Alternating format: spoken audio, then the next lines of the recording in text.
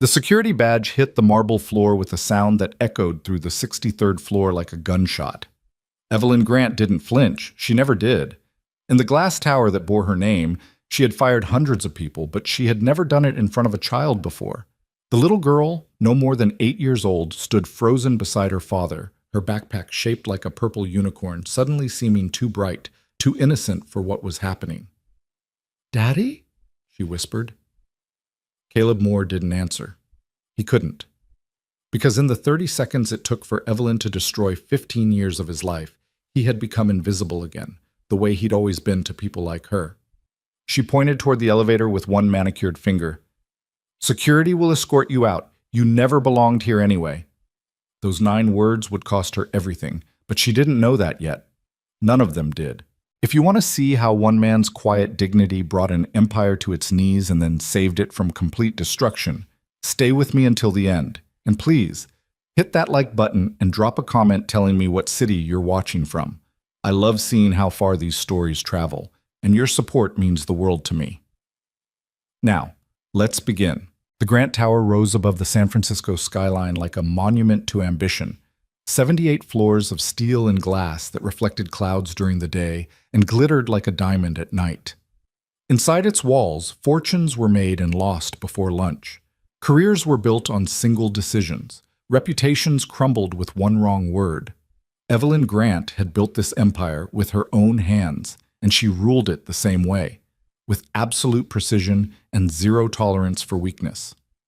She stood now in her corner office, the entire bay spread out behind her like a kingdom she'd conquered. Her reflection in the window showed a woman who'd stopped counting birthdays somewhere around 42, her dark hair pulled back in a style that suggested control rather than fashion, her suit tailored to communicate authority before she even opened her mouth. "The Henderson merger closes in 6 hours, her assistant Rachel said from the doorway, tablet in hand. "Legal needs your signature on the final documents." "Send them up." Evelyn didn't turn around. "And tell Tom Chen I want the quarterly reports by noon, not 12:01. Noon." "Already on your desk." "Of course they are." The hint of a smile touched Evelyn's lips. "What else?" Rachel hesitated. It was brief, barely a pause, but Evelyn caught it immediately. "What is it?"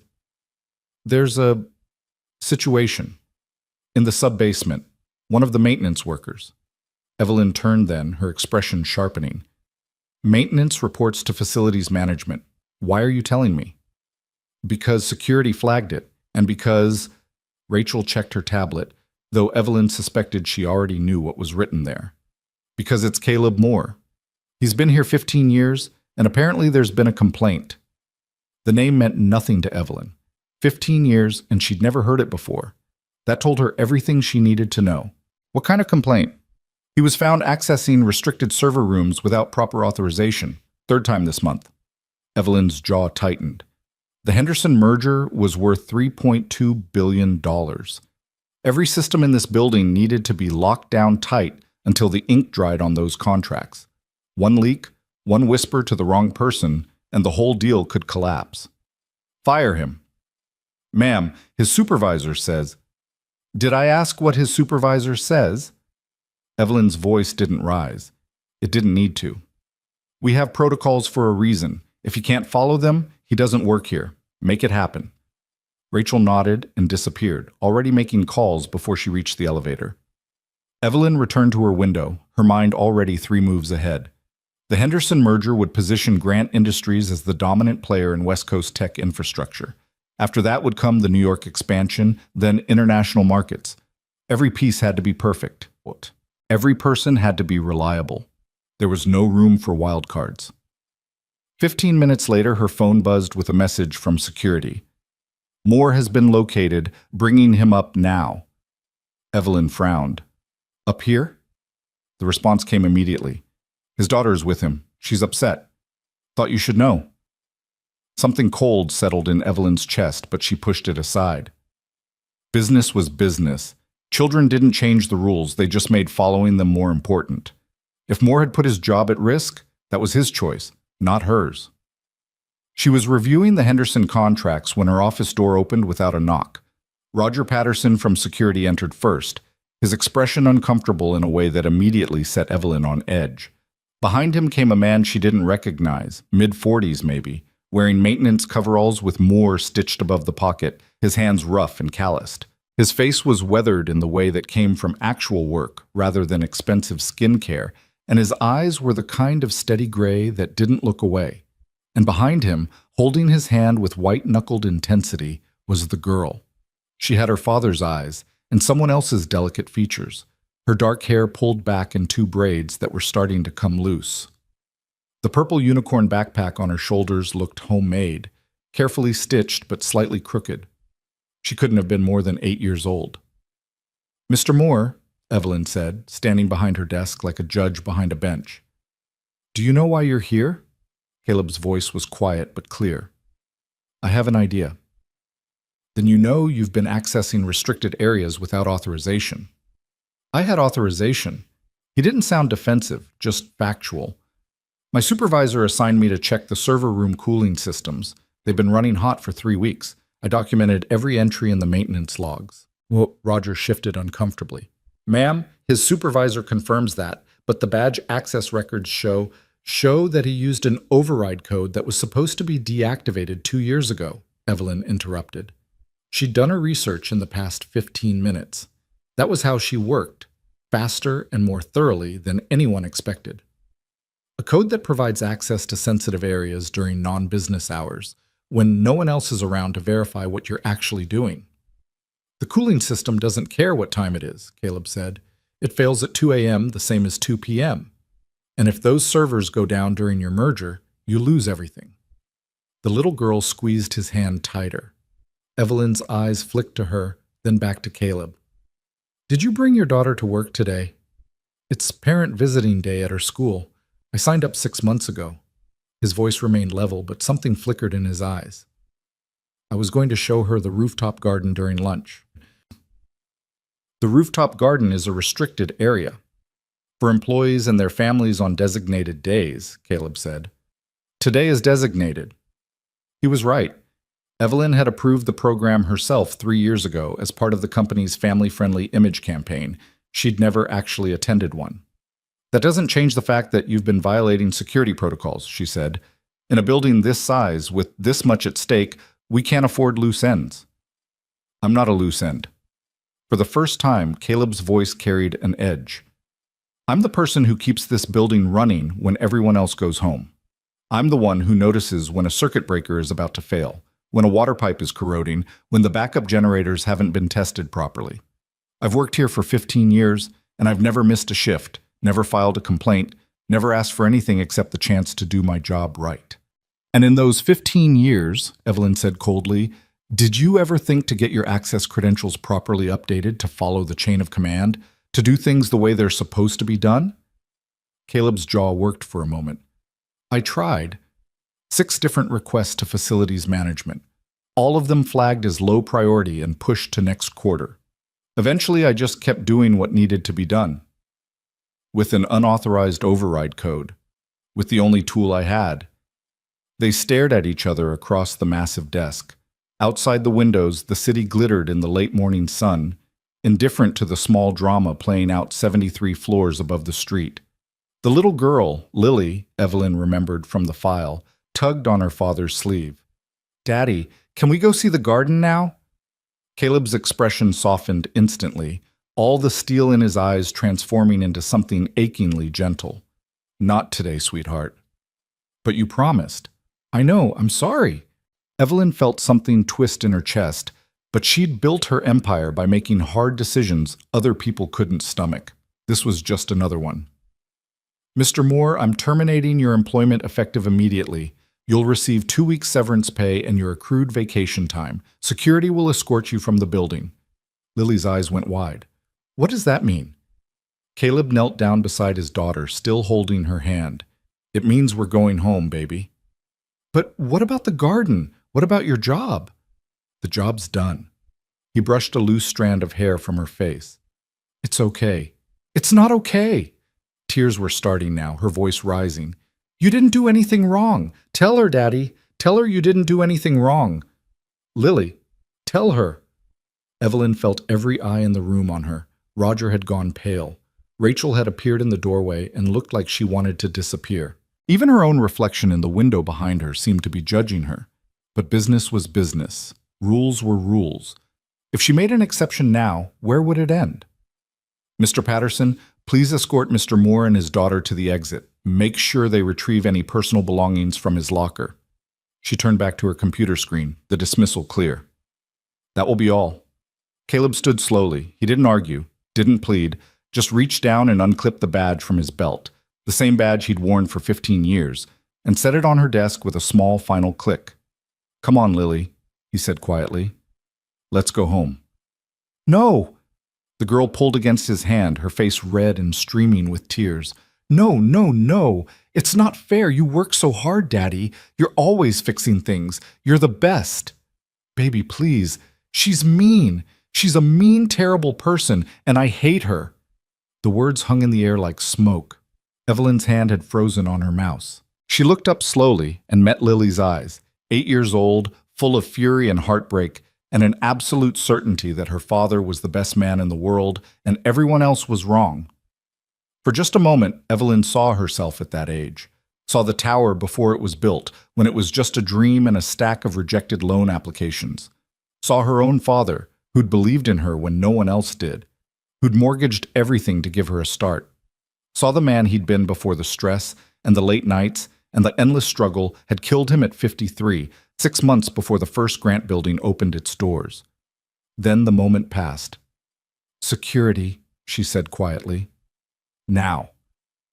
Roger moved forward, his expression apologetic. Mr. Moore, please. Caleb picked Lily up. She was getting too big for it, really, but he lifted her like she weighed nothing, and turned toward the door. She buried her face in his shoulder, sobbing. They were halfway to the elevator when Evelyn's voice cut across the office. Mr. Moore. He stopped but didn't turn around. You never belonged here anyway. She didn't mean to say it.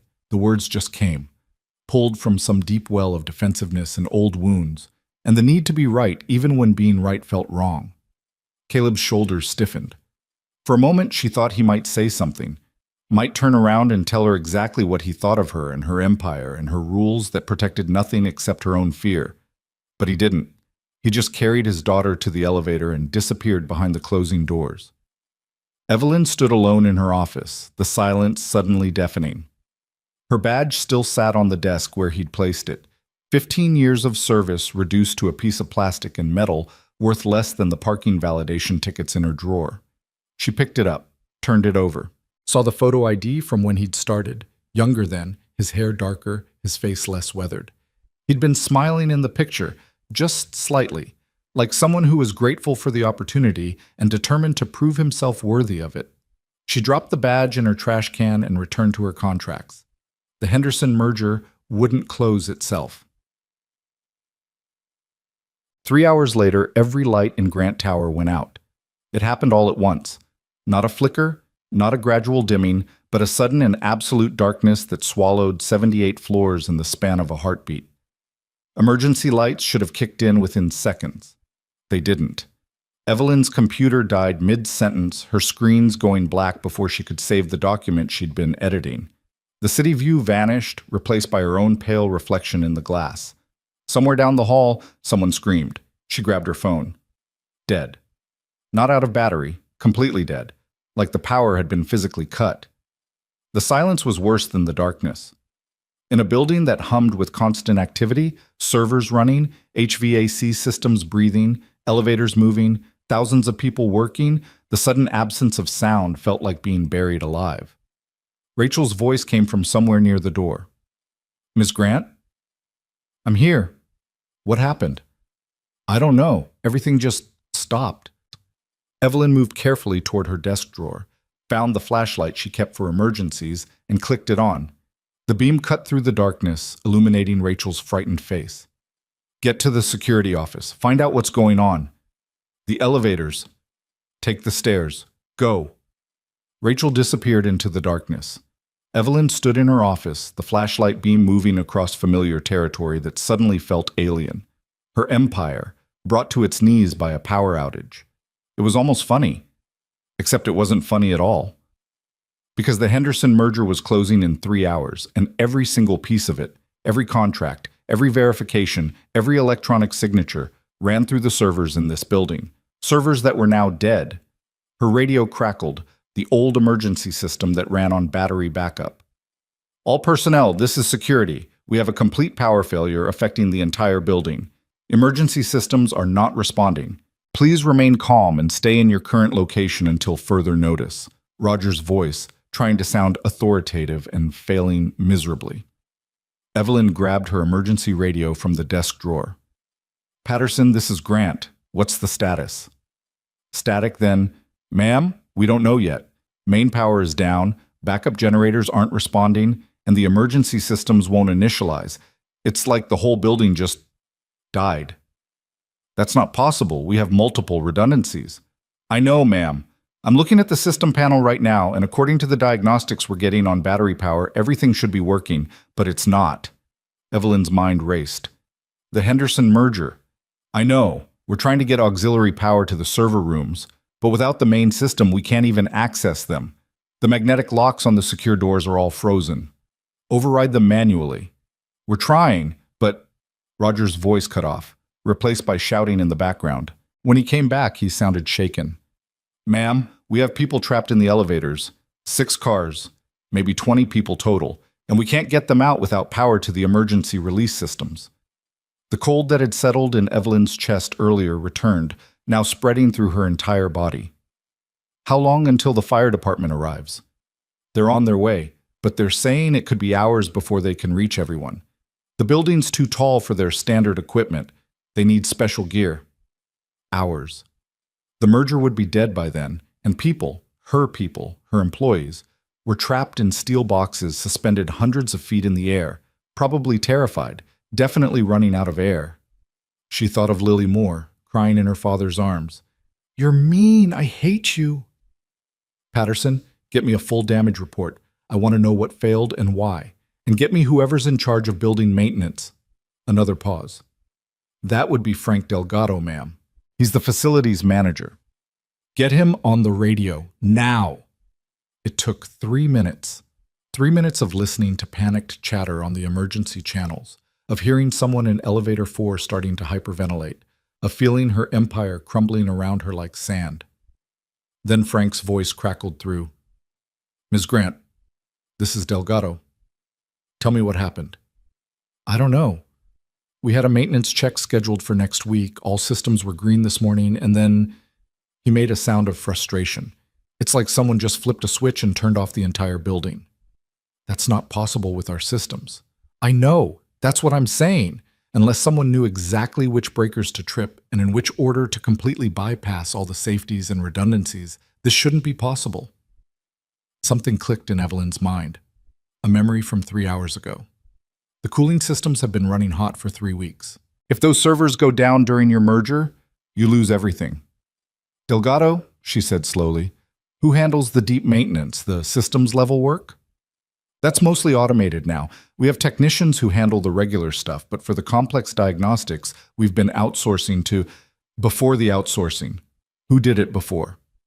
Silence. Delgado. We had a guy, Caleb Moore.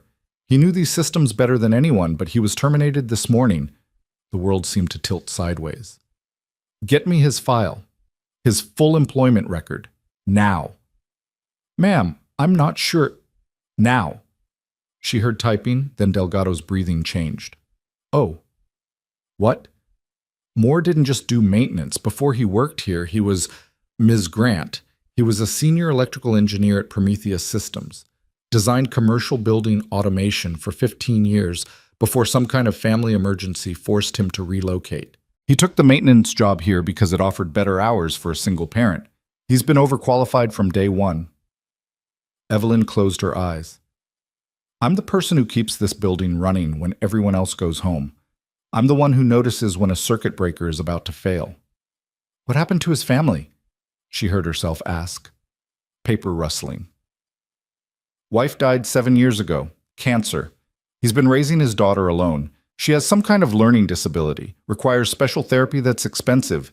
His insurance notes show regular claims for educational support services. Every word was a knife.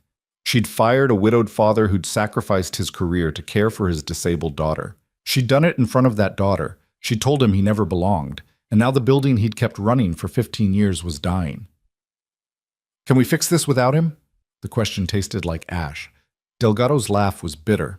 The outsourcing company we use, they're based in Denver. Even if we could get them on the phone, even if they could diagnose the problem remotely, which they can't because our communication systems are down, it would take them 8 hours minimum to get a team here. And that's assuming they even understand what's wrong. Moore wrote half the custom code for our automation systems. He's the only one who really knows how everything connects. Evelyn looked out at the darkened city. 78 floors of steel and glass, powerless. Thousands of people depending on her. A billion-dollar deal dying by the minute. And somewhere out there, in an apartment she'd never seen, a man she'd just destroyed was probably holding his daughter and wondering how he'd make rent. She pressed the radio button. Get me his address. Ma'am, you heard me? Caleb Moore's home address. And get me a car. Ms. Grant, the garage doors are electronic, without power. Then I'll walk. Just get me his address. Rachel's voice cut in. Ms. Grant, you can't leave. The fire department needs this building working, and I need Caleb Moore. That's the beginning and end of it. She was already moving toward the stairs, flashlight in hand. Get me his address and tell security to keep everyone calm. I'll be back with someone who can actually fix this. She didn't wait for a response. 73 floors down in complete darkness, and every step was a mile. But she'd built this tower. She could damn well climb down from it. The stairwell was chaos. People huddled on the landings, flashlights from phones creating small pools of light in the overwhelming dark. Some were crying. Others were trying to be brave. All of them looked to her as she passed, like she had answers. She didn't even slow down. 59th floor. Her legs were already burning. 43rd floor. Someone grabbed her arm. Tom Chen, his face pale in the flashlight beam.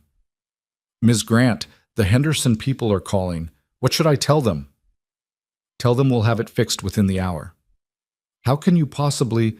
Trust me, Tom. She kept moving. 27th floor. Her security director caught up to her, breathing hard.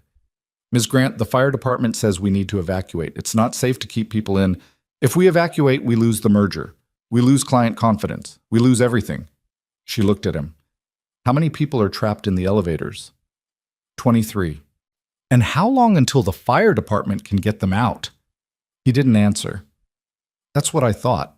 We fix the power. We save everyone. That's the only option. Ground floor. The lobby was packed with employees who'd made it down, all of them blocking the exits. Evelyn pushed through, ignoring the questions shouted at her. Outside, the November air hit her like a slap. She'd left her coat upstairs. Didn't matter. A taxi was pulling up, and she practically dove into it. Where to? The driver asked. She read the address from her phone, one of the few things with enough battery to still work, a neighborhood she'd never been to, in a part of the city her driver probably knew better than she did. And hurry, she added. The driver looked at her in the rearview mirror.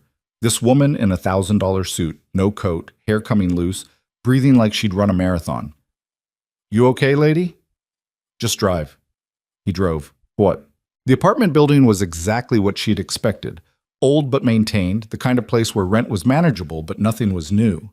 She found his unit number on the directory and climbed 3 flights of stairs that felt like nothing after 73 floors in the dark. She knocked. No answer. Knocked again. Harder. The door opened and Caleb Moore stood there in a t-shirt and jeans, looking at her like she was a hallucination. Behind him, Lily's voice called out, "Who is it, Daddy?" "Nobody," he said, starting to close the door. Evelyn caught it with her hand. "Please, I need your help." "You need a lot of things, Ms. Grant. Help from me isn't one of them." The tower is down. Complete power failure. 23 people trapped in elevators. The Henderson merger is dying, and every engineer we have says you're the only person who can fix it. Something flickered in his eyes. Sounds like a you problem. It's a them problem. Those people trapped in the dark didn't fire you. They don't even know who you are. But they're scared, and they're running out of air, and they need someone who actually knows what they're doing. Caleb's jaw worked. You told me I never belonged there. I was wrong. The two words seemed to cost her everything. I was wrong, she repeated, about you, about what you do, about what matters. I was wrong about all of it, and now people are paying the price. She met his eyes. I'm not asking you to forgive me. I'm not even asking you to come back. I'm asking you to save people who don't deserve to suffer because I made a mistake. Caleb stared at her for a long moment. Then he looked back into the apartment where Lily had appeared in the doorway, her eyes still red from crying. Daddy? Is that the mean lady? Yeah, baby, it is. What does she want? Caleb looked back at Evelyn. Good question. What do you want, Ms. Grant? Really? Evelyn thought of the tower standing dark against the sky. Thought of Tom Chen's panicked face. Thought of 23 people trapped in steel boxes, counting their breaths. Thought of herself at 8 years old, believing her father could fix anything. I want, she said slowly, to not be the villain in your daughter's story. Something changed in Caleb's expression. Not forgiveness, not yet, but something. Wait here, he said, and disappeared into the apartment. Evelyn stood in the hallway, listening to low voices inside. Caleb's steady tone, Lily's higher pitch, asking questions. Then silence. The door opened again. Caleb had his work boots on and was carrying a heavy toolbox. Lily's staying with our neighbor, Mrs. Chen. I told her I'd be back in a few hours. Thank you. Don't thank me yet. He moved past her toward the stairs. You might not like what I find. They walked to the street in silence. The taxi was still waiting. Evelyn had promised the driver double fare, and they climbed in. As the car pulled away from the curb, Caleb finally spoke. You really think I can fix it? Delgado says the system is completely dead. No response from any backups, like someone knew exactly which switches to flip to kill everything. Caleb's expression darkened. The cooling systems. What about them? I've been filing reports for 3 weeks about the temperature spikes in server room C. Kept getting told it was scheduled for next quarter. But if those systems were running hot enough, and if someone knew which circuits were already stressed, he shook his head. You wouldn't need to sabotage anything. You just need to wait for the right moment and trip the right breaker. The cascade failure would do the rest. But you can fix it? He looked out the window at the city passing by. Maybe. If I'm right about what happened. If the damage isn't too severe. If we're not too late. That's a lot of ifs. Yeah. He turned to look at her. It is. The tower came into view, dark and silent against the evening sky. Emergency vehicles were clustered at its base, their lights painting the street in red and blue. Evelyn felt her chest tighten. One more thing, Caleb said as the taxi pulled up. When this is over, if I fix it, I don't want my job back. The words hit harder than expected. Understood. I want something else. Name it. I want you to actually see the people who work for you, not just the executives, not just the people in the meetings, all of them, the security guards, the cleaning crew, the maintenance workers, the people who keep your empire running while you're busy building it higher. He met her eyes. I want you to know their names. Evelyn swallowed hard. Done. They got out of the taxi. Roger Patterson was waiting at the entrance, looking relieved and terrified in equal measure. Ms. Grant, thank God. The situation is getting worse. One of the people in elevator 4 is having some kind of medical episode and... He saw Caleb and froze. Mr. Moore? He's here to fix it, Evelyn said. Give him whatever he needs. But he doesn't have clearance. He has my clearance. Now move. They swept into the building, Caleb already barking questions at Roger about which systems had failed first, what sounds people had heard, whether there had been any warning signs. Within 30 seconds, he'd transformed from the quiet man she'd fired into someone who knew exactly what he was doing and wasn't going to waste time being polite about it. They reached the basement access, and Caleb pulled open the panel that controlled building power distribution. Even in the darkness, with only flashlights to see by, his hands moved with absolute confidence. There, he said, pointing, and there, and there. Someone knew exactly which breakers would create a cascade if they all failed simultaneously. This wasn't an accident. Evelyn felt ice in her veins. Sabotage? Maybe, Or maybe just years of deferred maintenance finally catching up. He pulled out a voltage tester. Either way, we've got about 20 minutes before the backup batteries on the elevator brake systems die.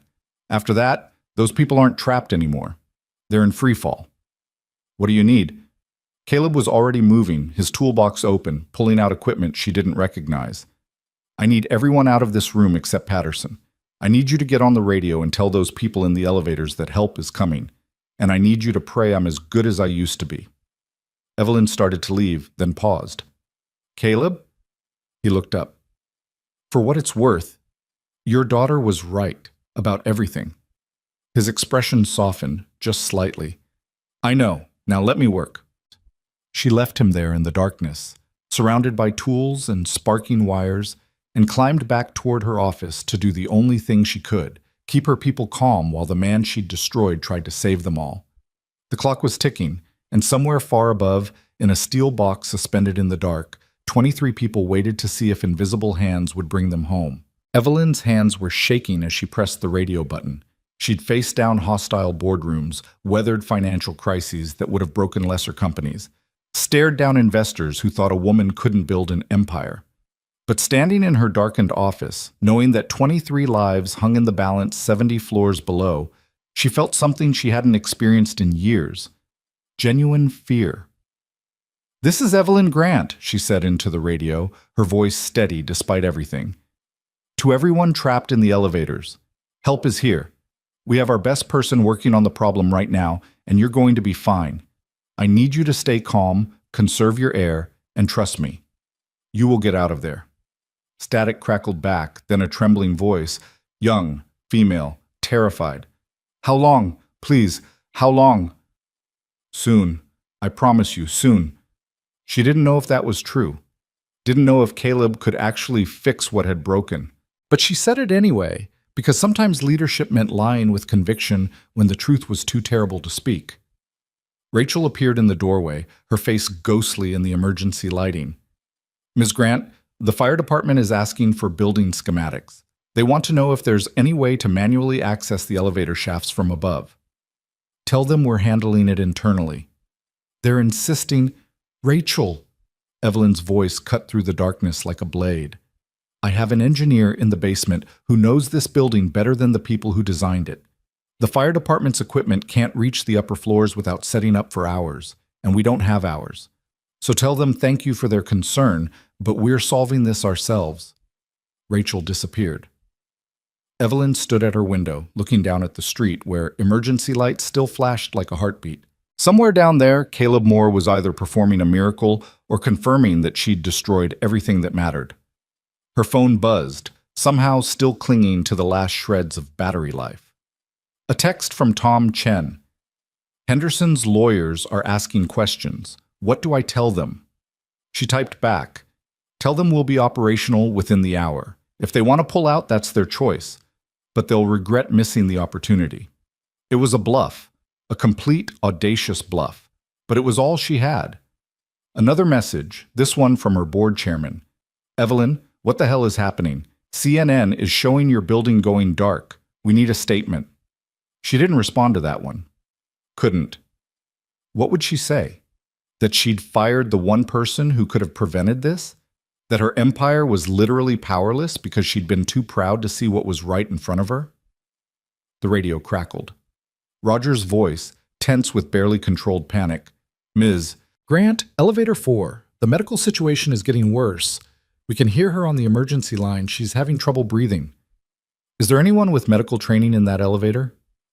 There's a guy who says he took a CPR class 5 years ago. Evelyn closed her eyes. Put me through to them. A click, then the sound of ragged breathing and muffled crying. Someone was praying in the background. Another voice was trying to lead a breathing exercise, his own panic bleeding through despite the attempt at calm. This is Evelyn Grant, she said. Who's having the medical emergency? A man's voice shaking. It's Sarah. Sarah Chen from accounting. She's having some kind of panic attack or asthma attack. I can't tell which. She can't catch her breath. Is she on any medication? She has an inhaler, but she used it already and it's not helping. Oh God, she's turning blue. Evelyn's mind raced. Sarah Chen, 26 years old, recently promoted, had sent Evelyn a thank you note that Evelyn had barely glanced at before filing it away. "Listen to me," Evelyn said, pouring every ounce of authority she possessed into her voice. "Sarah is panicking, which is making it harder to breathe, which is making her panic more. I need whoever's closest to her to hold her hand and look her in the eyes. Can you do that?" Yes, okay, I'm holding her hand." "Good. Now tell her she's safe. Tell her the air is fine, there's plenty of oxygen, and help is coming. Make her believe it." "But what if—" "Make her believe it. That's an order." She heard him repeating her words, his voice steadier now that he had a task. Heard Sarah's gasping breath slowly, incrementally, begin to even out. "It's working," the man said, wonder in his voice. She's breathing better. Keep talking to her. Keep her calm. And know that the man fixing this building right now is doing it because he understands what it means to protect someone you care about. He won't let you down." She hoped that was true. Prayed it was true, even though she'd told Caleb not to pray because she didn't want religion in her stories. But this wasn't a story anymore, was it? This was real life, and real consequences, and real people whose lives depended on whether she'd broken something that couldn't be fixed. The radio crackled again. "Ms. Grant, this is Delgado. Moore wants to talk to you, says it's urgent." Her heart lurched. "Put him through." A pause, then Caleb's voice, tight with concentration. "I found the problem. You're not going to like it. Tell me." The cascade failure was triggered by a manual override. Someone went into the system and deliberately created a scenario where one specific circuit failure would take down everything else. It's elegant, actually, almost beautiful, if it wasn't so destructive. Evelyn felt the floor tilt beneath her feet. "Who?" "I don't know yet, but whoever did this knew these systems intimately. This wasn't some outside hacker or disgruntled employee randomly sabotaging things.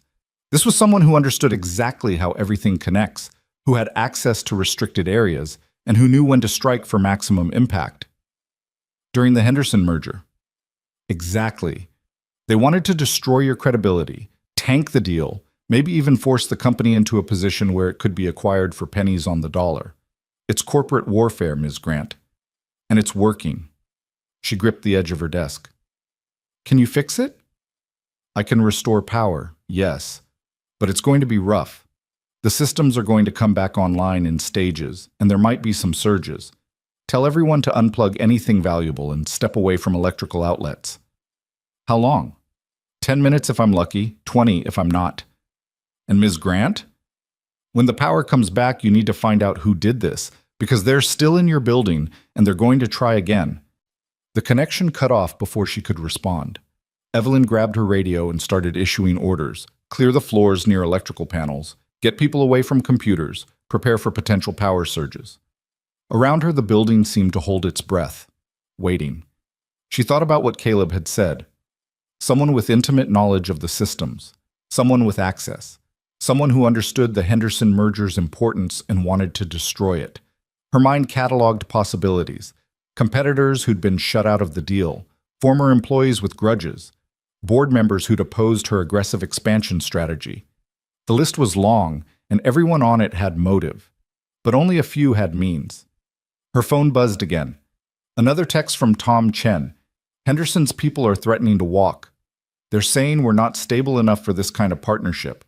I'm running out of excuses." She stared at the message, then made a decision that would either save everything or confirm her complete failure. She called Tom directly. Somehow, miraculously, the call connected. "Tom, listen to me very carefully. Get the Henderson team on a conference call. All of them, including their CEO. Tell them Evelyn Grant has something to say, and they're going to want to hear it.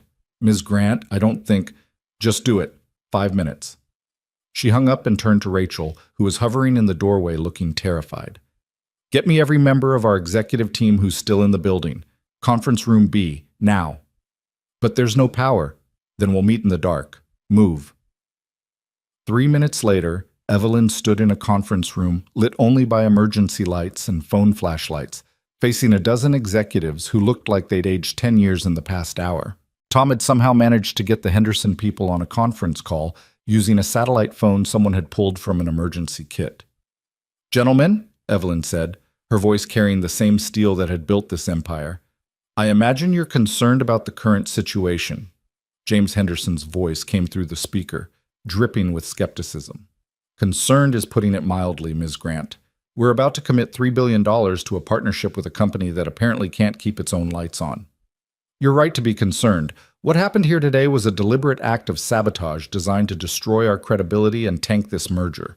Someone with intimate knowledge of our systems attacked us at our most vulnerable moment." Silence on the line.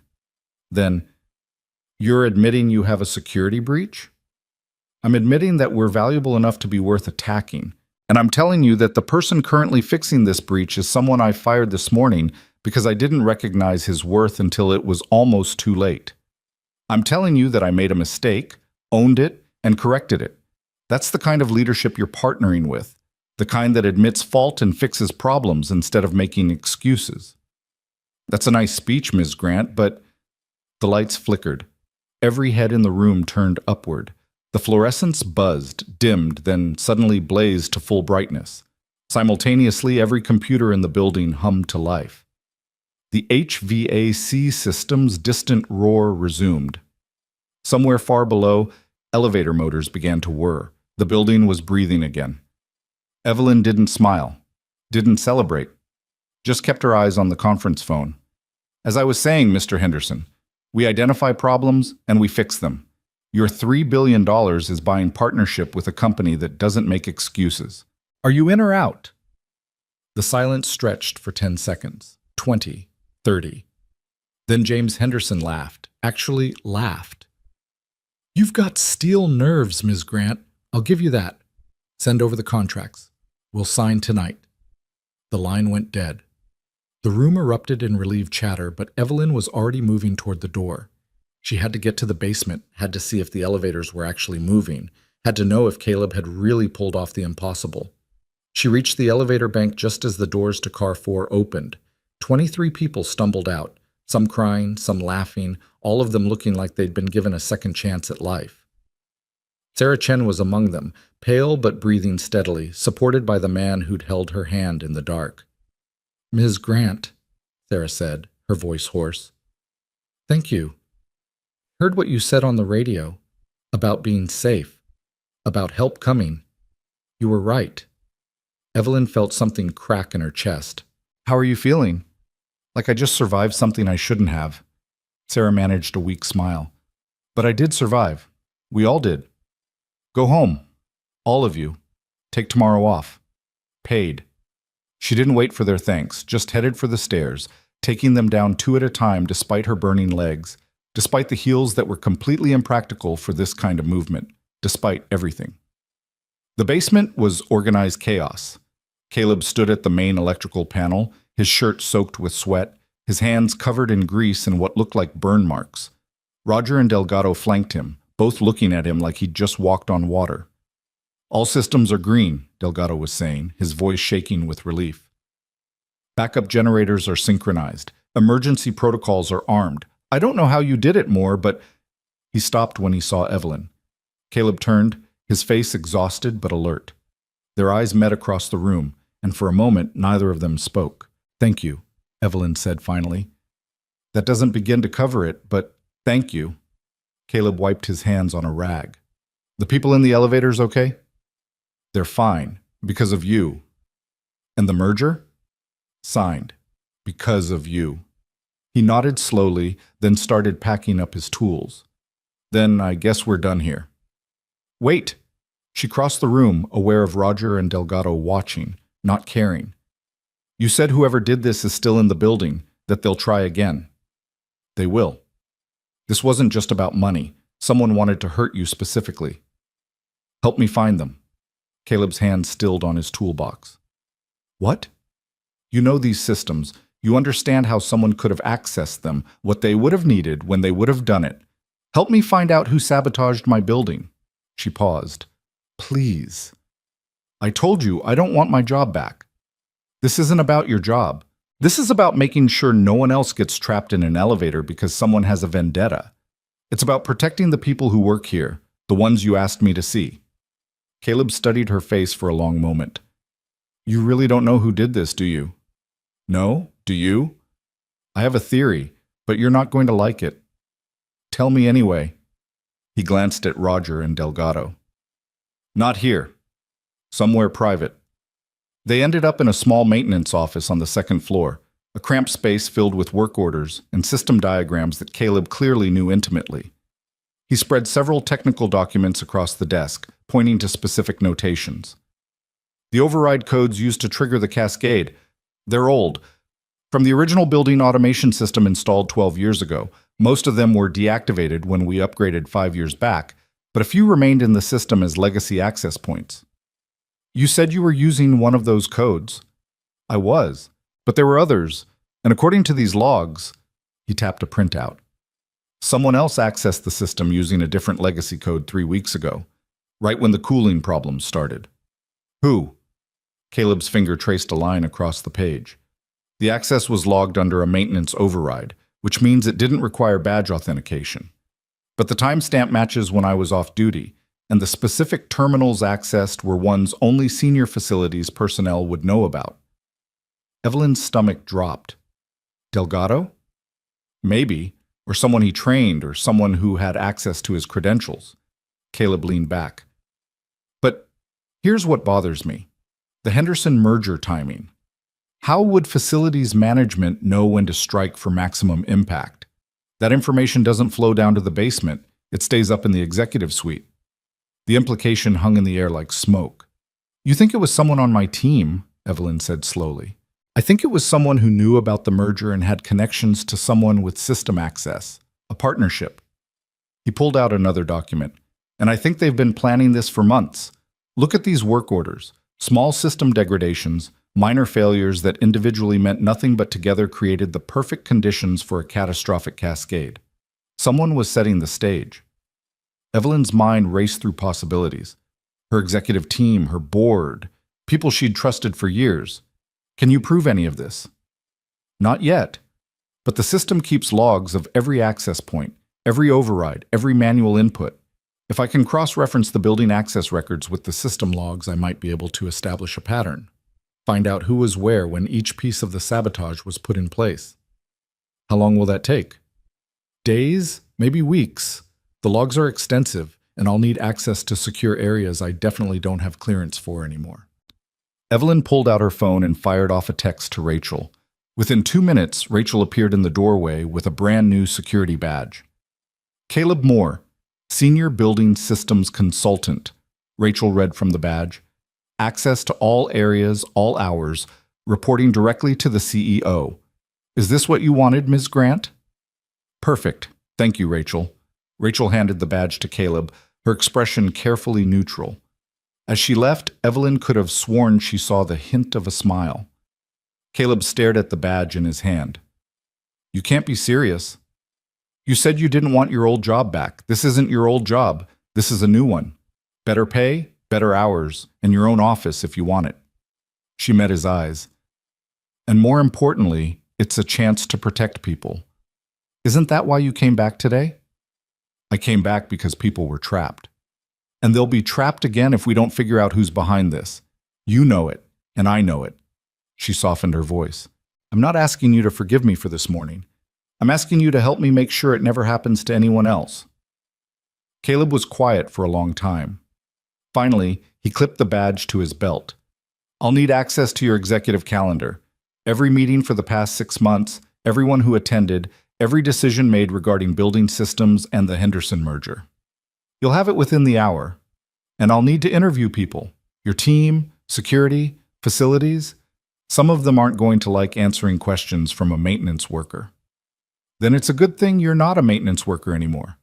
You're my senior consultant, and what I say goes. She paused.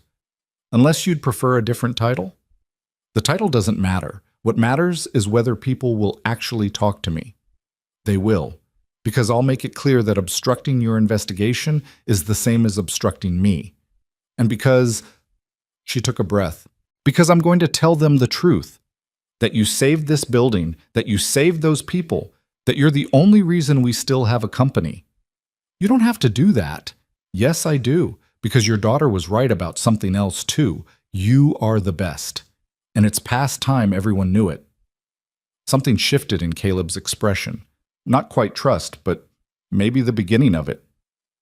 I need to call Lily, he said abruptly. Let her know I'm okay. She was pretty upset when I left. Use my office. Take as long as you need. They rode the elevator up in silence. The same elevator that hours ago would have been a death trap. Now it hummed smoothly, carrying them upward like nothing had ever been wrong. Evelyn's office was still a mess, papers scattered from when the power had cut, her computer screen blank, the view of the city now dark with full night. She gestured to her desk phone. It's a direct line. No one will interrupt. Caleb picked up the phone, hesitated, then dialed. Evelyn moved to the window to give him privacy, but she could still hear his voice. Hey, baby. It's me. No, I'm fine. Everything's fine. I know I was gone longer than I said, but there was a problem and I had to fix it. The building lost power. Remember I told you about the systems I work on? Well, they broke and people needed help. Yeah, just like when our heater broke last winter and I fixed it. Same thing, just bigger. Yes, she's here. The lady from this morning? I don't know yet, Lily. It's complicated. Because adults make mistakes sometimes, even when they're in charge of important things. I know, baby. I know she was mean. But she came to apologize, and she asked me to help, and I did. Because that's what we do, right? We help people even when it's hard. I love you too. Mrs. Chen's going to give you dinner, and I'll be home before bedtime. I promise. Have I ever broken a promise to you? That's right. Never. So you know I mean it, and okay. Be good. I'll see you soon. He hung up and stood there for a moment, his hand still on the receiver. She's a good kid, Evelyn said quietly. She's the best kid. Smart, brave, sees the world the way it should be instead of the way it is. He turned. She thinks people are basically good, that if you're kind to them, they'll be kind back, that the world is fair. You don't want her to lose that. I don't want her to learn what I learned, that you can work hard and do everything right and still be thrown away because you're not important enough to matter. That kindness is a weakness people exploit. That the world isn't fair and never will be. Evelyn felt each word like a physical blow. I taught her that today, didn't I? When I fired you in front of her. You showed her how power works, how the people at the top see the people at the bottom.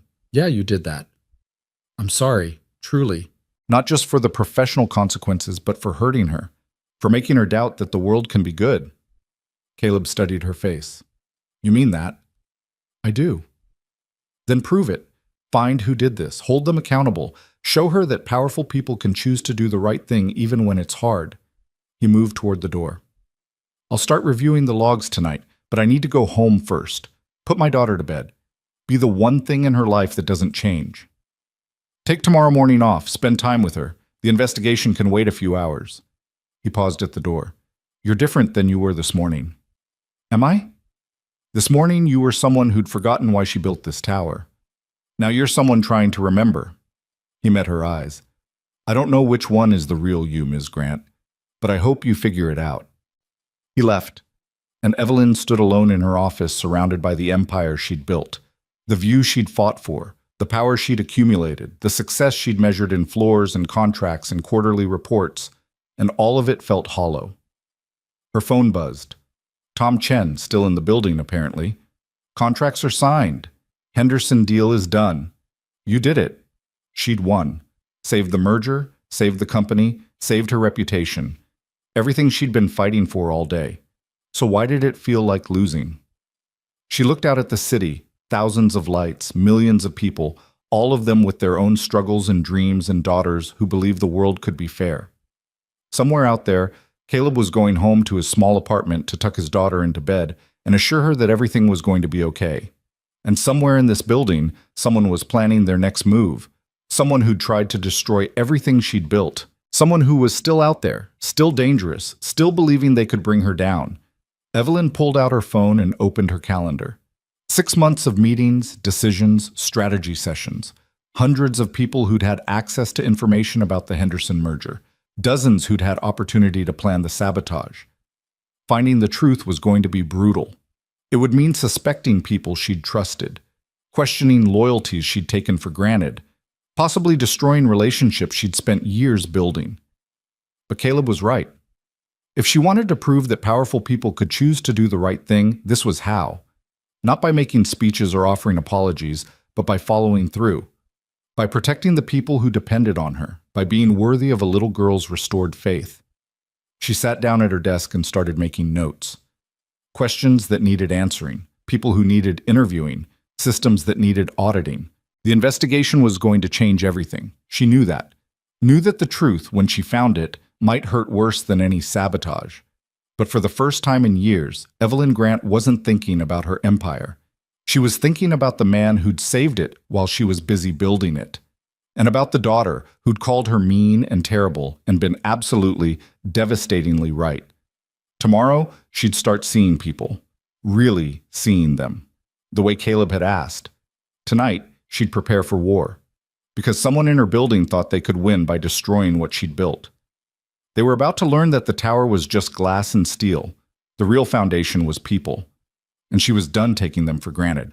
The sun was barely touching the horizon when Evelyn arrived at the tower the next morning, her third cup of coffee already cooling in her hand. She'd spent most of the night cross-referencing access logs with her executive calendar, building a timeline of who knew what and when. The patterns that emerged made her stomach turn. Rachel was already at her desk, looking like she hadn't slept either. Ms. Grant, I have those personnel files you requested. And Caleb Moore is waiting in conference room B. He said he found something. Evelyn's pulse quickened. How long has he been here? Since 5 a.m. He brought his daughter with him. She's in the employee lounge watching cartoons on someone's tablet. I hope that's okay. It's fine. Get them both breakfast, whatever they want. Evelyn headed toward the conference room, then paused. And Rachel, thank you. For staying late yesterday, for keeping everyone calm.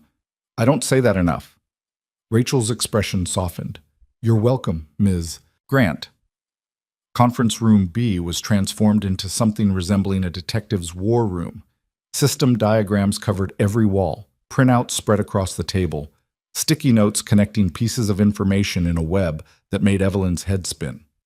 Caleb stood at the center of it all, his work shirt rumpled like he'd slept in it, which he probably had, a marker in one hand and exhaustion written across his face. You were supposed to take the morning off, Evelyn said. Couldn't sleep, kept thinking about the pattern. He gestured to the wall. You need to see this. Evelyn set down her coffee and moved closer. The diagram showed the building's automation system with certain access points highlighted in red. These are every manual override in the past 6 months, Caleb explained. Most of them are routine, me fixing things, other maintenance staff doing their jobs. But these 12? He pointed to a cluster of red marks. These are anomalies. They happened during off hours, used legacy codes, and each one degraded a different part of the system in a way that wouldn't trigger automatic alerts. 12 separate incidents over 6 months. Exactly. Whoever did this was patient. They knew that one big attack would get noticed, but small degradations spread out over time would look like normal wear and tear. Evelyn studied the timeline. The first one was in June, right after we announced preliminary talks with Henderson. And the last one was 2 days ago, right before yesterday's cascade failure. Caleb pulled out another document. But here's what's interesting. Each of these incidents required physical access to specific terminals in restricted areas, the server room, the main electrical panel, the building automation control center, which means badge access logs, which I pulled. He handed her a printout, cross-referenced with the times of each incident. Evelyn scanned the list, her heart sinking as familiar names appeared. Tom Chen, Marcus Reeves from Legal, Jennifer Walsh from Operations, even Roger Patterson from Security. All of them had legitimate reasons to be in those areas, Caleb said quietly, but their badge swipes put them in the right place at the right time for at least some of the sabotage events. This doesn't make sense. Tom's been with me for 8 years. Marcus helped structure the Henderson deal. Jennifer runs half the building operations. Unless that's exactly why they're perfect for this. They have access, they have knowledge, they have trust. Caleb tapped the timeline.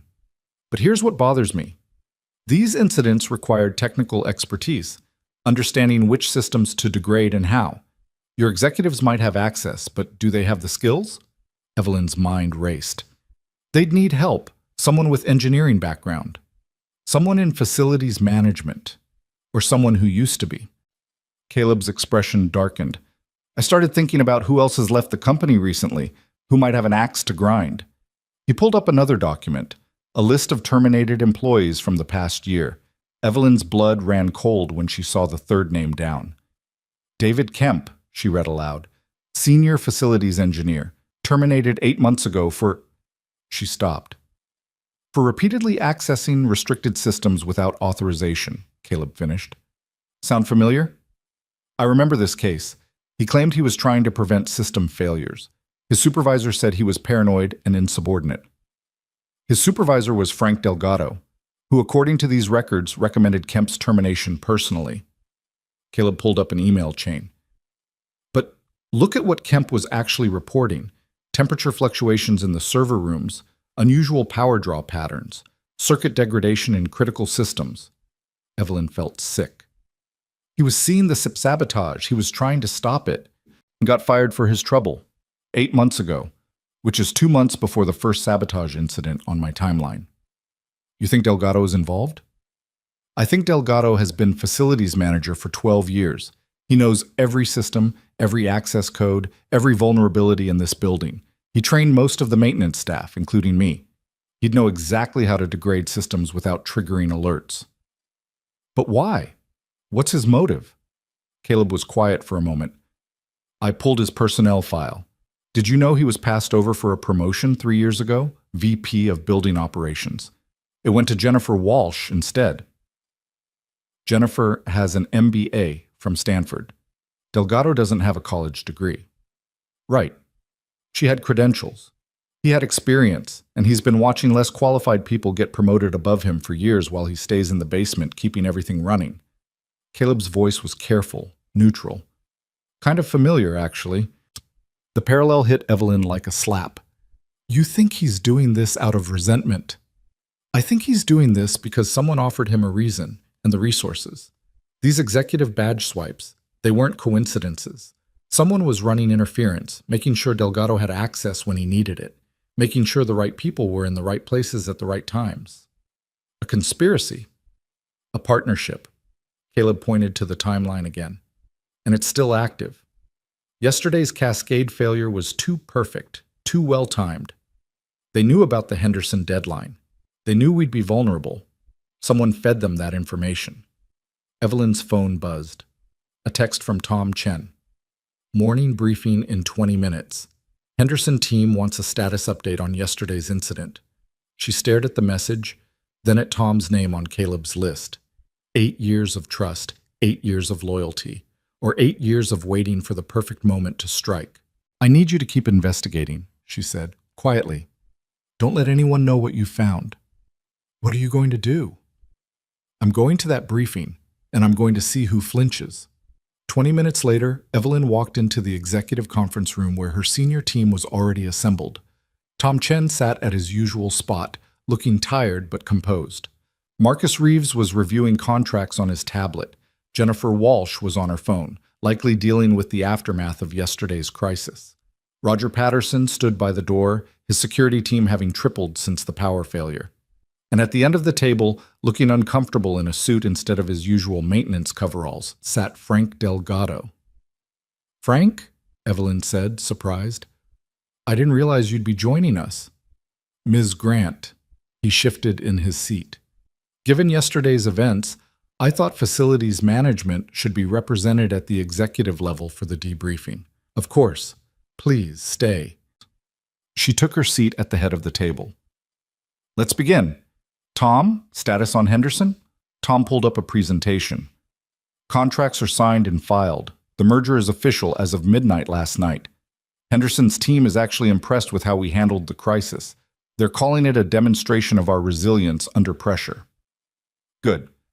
Marcus, any legal exposure from yesterday? Minimal. No injuries, no permanent damage. We've drafted liability waivers for everyone who was trapped in the elevators, offering them a compensation package in exchange for signing. So far, everyone's agreed. Jennifer, building systems? Jennifer glanced at Delgado. All systems are operating normally. We've implemented additional monitoring protocols to catch any future anomalies early.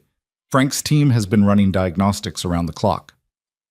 Actually, Evelyn said carefully, I've brought in an external consultant to conduct an independent review of our systems. Someone with deep expertise in building automation. Delgado's expression flickered, just for a second, but Evelyn caught it. An external consultant? Ms. Grant, I assure you my team is more than capable. I'm sure they are, but given the scope of yesterday's failure, I want fresh eyes on the problem. Someone who can identify vulnerabilities we might have missed. Who is this consultant? Caleb Moore. You know him, I believe. He worked under your supervision for 15 years. The temperature in the room dropped 10 degrees. Tom frowned. Isn't that the maintenance worker you fired yesterday morning? That was a mistake, which I've corrected. Evelyn kept her eyes on Delgado. Mr. Moore has extensive background in electrical engineering and building automation systems. He's exactly what we need right now. Delgado's jaw tightened. Moore was terminated for repeatedly violating security protocols, using unauthorized access codes, going into restricted areas without permission. He was using those codes to maintain systems that were failing because legitimate maintenance requests were being ignored. Evelyn let that sink in. In fact, I've been reviewing maintenance logs from the past 6 months. There's a disturbing pattern of critical repairs being flagged as low priority and pushed to next quarter. Repairs that, had they been completed, might have prevented yesterday's cascade failure. We have budget constraints, Jennifer said. Not everything can be top priority. Server room cooling systems during a billion-dollar merger should have been top priority. Yet they weren't. Why is that, Frank? Delgado's face had gone pale. The cooling issues were documented. We were waiting for parts. For 3 weeks? For a system that could tank our entire operation? Ms. Grant, Tom interjected, I'm not sure this is the right forum for us. This is exactly the right forum. Because yesterday didn't happen by accident. Someone with intimate knowledge of our systems deliberately created the conditions for a catastrophic failure. Someone who knew which circuits to degrade, which safeties to bypass, which moment would cause maximum damage. She looked around the table. Someone in this room. The silence was absolute. Marcus set down his tablet slowly. That's a serious accusation. It's a serious crime, corporate sabotage, attempted fraud, endangerment of human lives. Evelyn pulled out her phone and brought up the timeline Caleb had created. These are 12 separate incidents over the past 6 months. Small degradations that individually meant nothing but together created yesterday's disaster. Each one required physical access to restricted areas. Each one required technical expertise. And each one corresponded with legitimate badge access from members of this team. Jennifer's expression hardened. You're saying one of us is responsible? I'm saying the evidence suggests a conspiracy. Multiple people working together. Someone with executive knowledge providing information and access. Someone with technical skills executing the sabotage. Roger stepped forward from his position by the door. Ms. Grant, if you have evidence of criminal activity, we should involve law enforcement. We will. But first, I'm giving everyone in this room a chance to come forward, to explain, to make this right before it becomes a police matter. No one moved. Then Tom Chen stood up. I think I speak for everyone when I say this is insulting. We've dedicated years to this company, sacrificed time with our families, passed up other opportunities, worked ourselves to exhaustion to make Grant Industries successful. And now you're accusing us of sabotage based on badge access logs? Everyone at this table has legitimate reasons to be in those areas. Do you have a legitimate reason to be accessing the Building Automation Control Center at 2 a.m. on a Saturday? Tom's face went rigid. I was working late. I needed to adjust the climate control in my office. The climate control that's managed through a completely different system? The one that doesn't require access to the Automation Control Center? I must have been mistaken about which terminal I used. 3 times over 2 months, always during off hours, always within 24 hours of a system degradation event. Marcus stood now too. Tom, don't say anything else. Ms. Grant, If you're accusing my colleague of a crime, he has the right to legal representation. I'm not accusing anyone yet. I'm asking questions. Evelyn's voice hardened. But I will find out what happened. And when I do, everyone involved is going to face consequences, criminal charges, civil liability, the complete destruction of their professional reputation. So I'm offering one chance, right now, to admit involvement and cooperate. The first person to come forward gets consideration. Everyone else gets prosecuted to the fullest extent of the law. Frank Delgado's chair scraped against the floor as he stood abruptly. I don't have to listen to this. I've been nothing but loyal to this company for 12 years. I've kept this building running when everyone else was too busy making deals to notice the infrastructure falling apart. And this is how you thank me? By bringing in some washed-up engineer you fired yesterday and letting him tear apart everything I've built? Frank, Jennifer started. No, I'm done. He headed for the door. You want to find someone to blame? Maybe look at your own decisions, Miss Grant. Maybe ask yourself why systems fail when maintenance budgets get cut year after year. Why good engineers like David Kemp get fired for trying to do their jobs. Why people who actually understand how things work get ignored while MBAs, who've never held a wrench, make all the decisions. Sit down, Frank. Make me. Roger moved to block the door, but Delgado was faster. He shoved past the security director and disappeared into the hallway. Evelyn was on her feet instantly. Roger, stop him. Don't let him leave the building. Roger spoke into his radio as he ran. All units, Frank Delgado is not to leave the premises. Detain him if necessary. Tom Chen was gathering his things, his movements jerky and panicked. I need to make a phone call. To your lawyer? Evelyn asked. To someone who can explain this misunderstanding. The only misunderstanding is thinking you could get away with it. She nodded to Roger's backup, who'd appeared in the doorway. Mr. Chen is not to leave this floor until I say otherwise. Marcus stood slowly, his lawyer's brain clearly working through options. Ms. Grant, I strongly advise you to stop this right now. Detaining employees without cause, making accusations without evidence. You're exposing the company to massive liability. I have evidence. Badge access logs, system degradation patterns, email chains showing prior knowledge of the Henderson merger timeline. She met his eyes. And I have Caleb Moore, who can testify to exactly how the sabotage was executed. The question is, which of you was helping Delgado and why? I want my lawyer, Tom said, his voice cracking. I'm not saying anything else without my lawyer. Jennifer Walsh had gone very quiet, her eyes distant. When she finally spoke, her voice was barely above a whisper. It was supposed to be controlled, a temporary disruption that would delay the merger, give us time to renegotiate terms. No one was supposed to get hurt. Every head turned toward her. Jennifer, don't, Marcus warned. It's over, Marcus. You know it is. She looked at Evelyn, her expression a mixture of defiance and desperation. The Henderson deal was bad for the company. I tried to tell you that. Tried to show you the projections, the risks, the long-term exposure.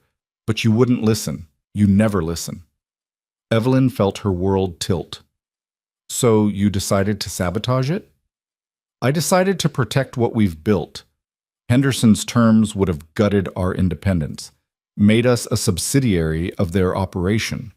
Everything you've worked for, everything we've all worked for, gone, absorbed into their corporate structure. That's not your decision to make. Someone had to make it. You were so focused on growth, on expansion, on building higher and faster that you couldn't see what you were sacrificing. Jennifer's voice rose. I've been with you for 6 years, Evelyn. I've watched you make brilliant decisions and terrible ones, and this was going to be the worst. So yes, I reached out to Frank. Yes, I gave him access and information. Yes, I helped plan a disruption that would force Henderson to walk away by putting 23 people in mortal danger. That wasn't supposed to happen. It was supposed to be a rolling brownout, a few hours of inconvenience. Frank said he could control it. Frank lied to you, or you lied to yourself. Either way, people nearly died. Tom Chen's voice came out strangled. I didn't know. About the elevators, about the danger. Jennifer said it was just going to be a power glitch, something that would make Henderson nervous enough to renegotiate. I swear if I'd known, you would have done it anyway, Evelyn said coldly, because you've always resented the Henderson deal. You wanted to lead the expansion into New York yourself, wanted the recognition, the promotion that would come with it. But Henderson insisted on bringing their own team, so you helped Jennifer undermine the entire merger rather than accept a supporting role. That's not... Tom stopped, his face crumbling. I worked so hard. 8 years of 18-hour days, missing my kids' birthdays, my anniversary, all for this company. And when it finally mattered, when we finally had a chance at something historic, I was sidelined. So you tried to destroy it. I tried to save it. We all did. The Henderson deal was going to ruin us. The Henderson deal was going to make us the dominant player on the West Coast. It was going to set us up for national expansion. It was going to secure jobs for everyone in this building. Evelyn's voice shook with fury. And you nearly killed it because you couldn't handle not being the star. Marcus Reeves cleared his throat. For the record, I had no knowledge of any sabotage plan. My involvement was limited to structuring the merger terms. But you suspected something, Evelyn said. You're too smart not to have seen the signs. The delayed maintenance, the convenient system failures, the timing of yesterday's cascade. Suspicion isn't proof, and lawyers don't accuse their clients without evidence. But they do protect them. They do make sure evidence disappears, that they do structure deals that benefit themselves while appearing to serve the company. She studied his face. What was your angle, Marcus? What did you stand to gain? His expression never changed. I'd like my lawyer now. Roger's radio crackled. Sir, we have a situation. Delgado tried to access the server room. When security prevented him, he pulled a fire alarm and is attempting to exit through the emergency stairwell. Evelyn was already moving. Lock down the building, no one in or out, and get Caleb Moore up here now. She ran toward the stairwell, her heels abandoned somewhere in the conference room. Behind her, she could hear Roger shouting orders into his radio, Tom Chen protesting his innocence, Jennifer Walsh starting to cry. But all of that faded as she hit the stairwell and saw Frank Delgado 3 flights down, moving fast. Frank, stop! He looked up, his face twisted with something between rage and desperation. Stay away from me. You can't run. Building's locked down. Where are you going to go? Anywhere but here. I'm not taking the fall for this alone. He kept descending, and Evelyn followed, her breath coming in gasps. They spiraled down flight after flight, the stairwell echoing with their footsteps. Jennifer already confessed, Evelyn called down. Tom's calling his lawyer. Marcus is protecting himself. You're the only one without a deal, Frank. Last chance to cooperate. Cooperate? He laughed bitterly. You mean confess to something that wasn't my fault? I didn't start this. I was just trying to fix problems that wouldn't exist if this company actually valued the people who keep it running. So you endangered lives to prove a point. I tried to prevent a disaster. The Henderson merger would have led to mass layoffs, restructuring, outsourcing. Do you know how many maintenance jobs would have been eliminated? How many people like me would have been replaced by contractors who don't know these systems and don't care? That's not true. Henderson's term specifically protected current employment for 2 years. 2 years, and then what? Then we're expendable. He'd reached a landing and spun to face her. You people in your offices with your degrees and your stock options, you never think about us. The ones in the basement, the ones who show up at midnight when a pipe bursts, the ones who know this building better than you know your own home. We're invisible until something breaks, and then we're inconvenient. Evelyn stopped on the landing above him, breathing hard. You're right. Frank blinked. What? You're right. I didn't see you. Didn't see Caleb. Didn't see any of the people who actually make this building work. I was so focused on building higher that I forgot about the foundation holding everything up. Don't patronize me. I'm not. I'm admitting I was wrong. About priorities, about value, about what actually matters. She took a careful step down. But that doesn't excuse what you did. Those people in the elevators, they're not executives. They're administrative assistants and junior analysts and interns, people just trying to do their jobs. You nearly killed them to make a point about being undervalued. I didn't mean for that to happen. Jennifer said, Jennifer lied, or she was lied to, or everyone just told themselves comfortable lies until the truth became a 23-person disaster. Another step. But you knew, Frank. You knew exactly how dangerous a cascade failure could be. You designed safety systems to prevent exactly what you caused yesterday. His face crumpled. I thought I could control it. Thought I could trigger a manageable failure that would just delay things long enough for cooler heads to prevail. But the degradation was worse than I calculated. The redundancies didn't hold. And by the time I realized how bad it was, the override codes were locked out. Because you'd used them all up sabotaging the system. Yes? The word came out broken. And I couldn't fix it. I tried. I swear I tried. But I degraded too many systems, cut too many corners, and then Moore came back and did in 20 minutes what I couldn't do in an hour, because he actually understood what I'd destroyed. Evelyn felt an unexpected wave of pity. You could have asked for help, could have told me about the cooling issues, the circuit degradation, the maintenance backlog. I would have listened. No, you wouldn't have. I've been filing reports for 12 years, asking for proper budgets, begging for upgrades before things fail catastrophically. And every single time, it gets pushed to next quarter because buildings don't generate revenue. We're just an expense to be minimized. Not anymore, the voice came from above them. Caleb stood on the landing where Evelyn had started, his daughter Lily beside him holding his hand. The little girl's eyes were wide and serious. Mr. Moore, Frank said quietly, I wondered when you'd show up. You trained me, Frank, taught me everything I know about these systems. Why would you destroy what you helped build? Because I was tired of being invisible, tired of watching people like you get fired while I had to keep pretending everything was fine, tired of being expendable. He looked at Evelyn. Tired of being told I never belonged. The parallel was intentional, and it landed like a punch. Lily's voice cut through the tension, clear and achingly sincere. My daddy says everyone belongs. Even when other people can't see them, he says invisible doesn't mean worthless. Frank's eyes filled with tears. Your daddy's a good man, sweetheart. Better than me. He also says, Lily continued solemnly, that when you make a mistake, you have to fix it. Even if it's scary, even if people are mad at you, because that's how you stop being the bad guy in the story. Caleb squeezed his daughter's hand. She's right, Frank. You can't run from this, but you can make it right. Help us understand what happened. Testify against whoever pressured you into this. Make sure no one else gets hurt. Frank Delgado stood in the stairwell, surrounded by the people whose lives he'd endangered, and slowly sank down to sit on the steps. Okay, he whispered. Okay, I'll tell you everything. They gathered in Conference Room B, the same room where Caleb had built his wall of evidence just hours earlier. Frank Delgado sat at the table with his hands folded, looking smaller somehow than he had in the stairwell. Roger Patterson had 2 security officers stationed at the door. Jennifer Walsh was there too. Her earlier composure shattered into something raw and desperate. Tom Chen sat as far from everyone as possible, his lawyer whispering urgently in his ear. Marcus Reeves hadn't come.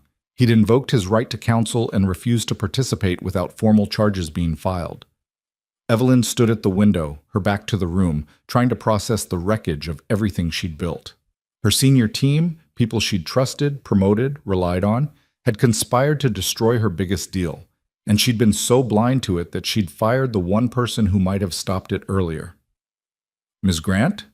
Roger's voice was gentle. Whenever you're ready. She turned to face the room. Caleb was there too, having sent Lily back to the employee lounge with Rachel and a promise of hot chocolate. His presence steadied her somehow, a reminder that not everyone had betrayed her trust. Frank, Evelyn said quietly, start from the beginning. When did this start? Frank's voice was hoarse.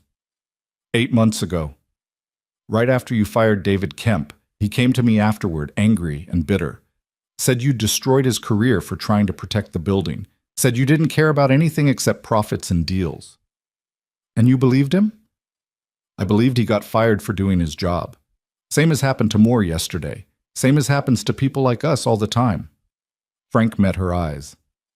Kemp said he had connections. People who were interested in seeing Grant Industries fail. People who'd pay good money for inside information about vulnerabilities in the building systems. Evelyn felt ice in her veins. He was selling corporate espionage. He said he was exposing the truth, that your company cut corners on safety, ignored maintenance, put profits over people. He wanted me to document everything, every deferred repair, every ignored warning, every system running past its safe operating parameters. Did you? Frank nodded slowly. At first I thought he was going to use it for a lawsuit, wrongful termination. Maybe go to the press, expose poor building maintenance. I figured you deserved it for firing him. He paused.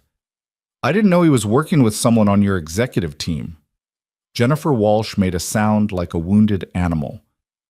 I wasn't working with Kemp. I'd never even met him until... She stopped, her face going pale. Until when? Evelyn's voice was sharp. Until 3 months ago. He contacted me through an encrypted email, said he had information about serious safety violations in the building, said as VP of operations, I had a legal obligation to investigate. And you didn't think to tell me? I thought you already knew. I thought you were deliberately ignoring the problems to avoid the cost of fixing them. Jennifer's voice cracked. The documentation Kemp provided was damning, Evelyn. Years of maintenance requests marked low priority, safety systems running at half capacity, emergency protocols that hadn't been tested in 18 months. It looked like you were running this building into the ground to save money. Caleb spoke for the first time, his voice carefully neutral. Those maintenance requests were mine, every one of them. And they weren't marked low priority by Ms. Grant. They were downgraded at the facility's management level. All eyes turned to Frank. I had budget constraints, he said defensively. I couldn't fix everything at once. I had to prioritize. You had to prioritize keeping the systems degraded, Caleb said, because that's what Kemp wanted. Evidence of negligence. Proof that the building was unsafe. Ammunition for whatever he was planning. Frank's silence was answer enough. Jennifer wrapped her arms around herself. Kemp told me the Henderson merger would make everything worse. Said Henderson's restructuring plans included massive cuts to building operations. That within 6 months of the merger closing, half the maintenance staff would be laid off and the rest would be stretched so thin that real disaster was inevitable. Did you verify that? Evelyn asked. I tried. I asked Marcus to review the merger terms. He said there were provisions for operational restructuring, but nothing specific about maintenance layoffs. Tom Chen's lawyer leaned forward. My client would like it noted that he was brought into this situation under false pretenses. He was told the goal was to delay the merger for additional due diligence, not to sabotage building systems. Your client, Evelyn said coldly, provided Jennifer with confidential merger timeline information. He knew exactly when Henderson's team would be in the building for final contract signing. He knew when maximum disruption would cause maximum damage to the deal. Tom's face had gone gray. I thought we were protecting the company.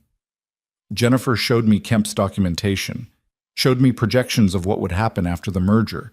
She said if we could just delay things, give the board time to review the safety issues, they might reconsider the Henderson terms.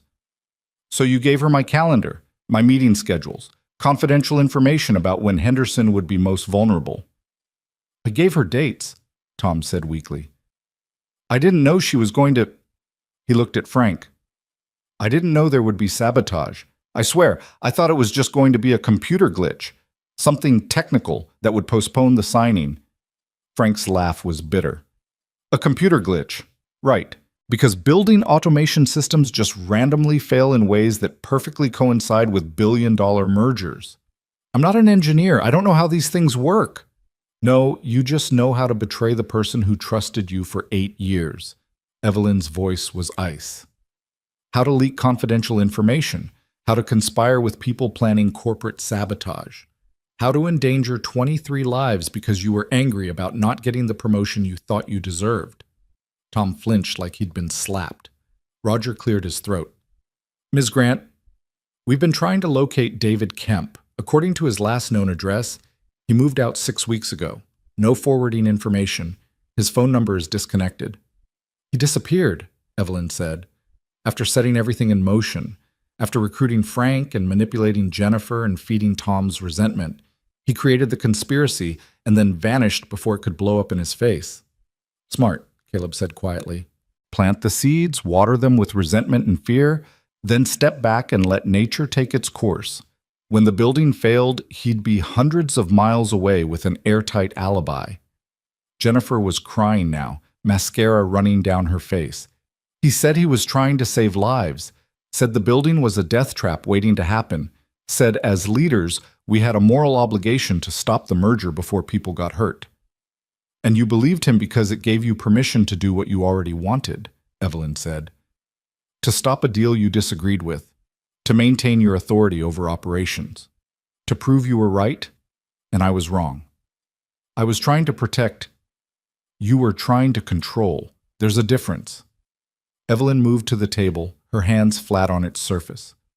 Every single person in this room chose to believe the worst about me because it justified what you wanted to do anyway. Frank wanted recognition and better budgets. Jennifer wanted to kill the Henderson deal. Tom wanted the promotion he felt entitled to. And all of you convinced yourselves you were the heroes while you nearly killed 23 people. The room fell silent, except for Jennifer's quiet sobbing. What happens now? Frank asked finally. Evelyn looked at Roger. What does legal say? They recommend criminal charges for corporate sabotage, conspiracy, and reckless endangerment. Civil suits will likely follow. We're also obligated to report the incident to federal regulators since building systems safety is involved. Roger's expression was grim. This is going to be a major scandal, the kind that tanks stock prices and destroys careers. Good, Evelyn said flatly. Everyone involved deserves exactly that. Ms. Grant, Jennifer started, you nearly killed Sarah Chen. 26 years old, just promoted, having a panic attack in a stalled elevator because she thought she was going to die. You nearly killed Marcus Williams, who has a 6-month-old daughter at home. Nearly killed James Torres, whose wife is pregnant with twins.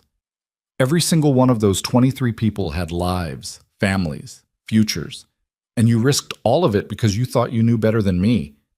We were trying to help. You were trying to play vigilante without understanding the consequences. And now you get to face them. Evelyn nodded to Roger. Call the police. File formal charges. I want everyone involved prosecuted to the fullest extent of the law. Tom's lawyer stood abruptly. Ms. Grant, my client is willing to cooperate fully with investigators in exchange for consideration. Your client can cooperate or not. Either way, he's done here. All of them are. She looked at each person in turn. You're all terminated, effective immediately.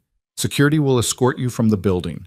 You'll receive final paychecks and COBRA paperwork, and you'll never work in this industry again if I have anything to say about it. Jennifer's voice was barely a whisper. Evelyn, please, I have a mortgage, student loans, I can't. You should have thought about that before you conspired to commit corporate sabotage. Evelyn's voice softened slightly, but only slightly. I'm not unsympathetic to your situation, Jennifer. But consequences exist for a reason. You endangered lives. You betrayed trust. You broke the law. And now you pay the price. Roger motioned to his security team.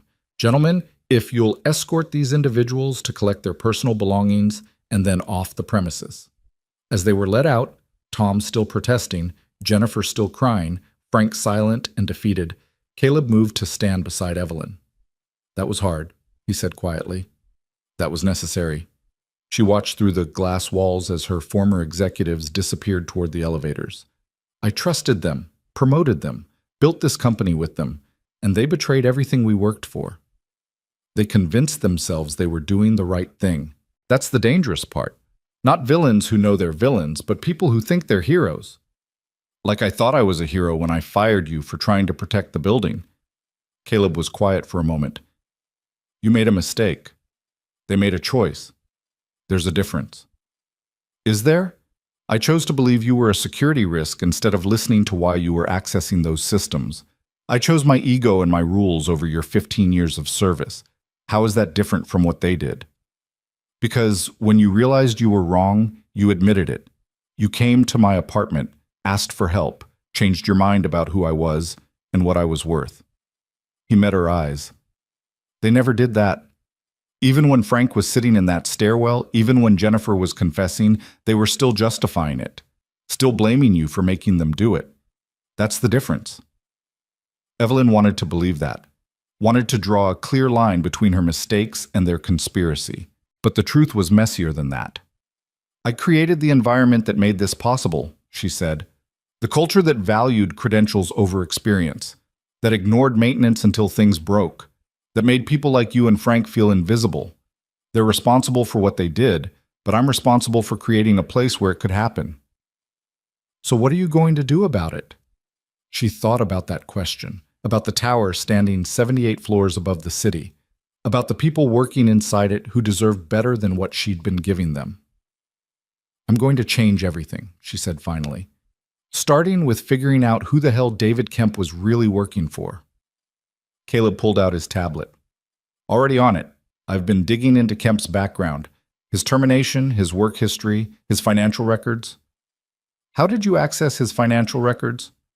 I didn't, but I did notice some interesting patterns in his employment file. Before he worked here, he was at Meridian Properties. Before that, Silverstone Development. Before that, Coastal Towers Management. All building management companies. All competitors of Grant Industries, and all companies that have tried and failed to acquire your contracts over the years. Caleb pulled up a document. But here's what's interesting. Each time Kemp left one of those companies, it was right before they made a major play for a Grant Industries client. And each time, the play failed because of some kind of building systems issue that made Grant look more reliable by comparison. Evelyn's mind raced. He was sabotaging competitors to make us look good? Or he was gathering intelligence, learning building systems from the inside, building a resume that would eventually get him hired here.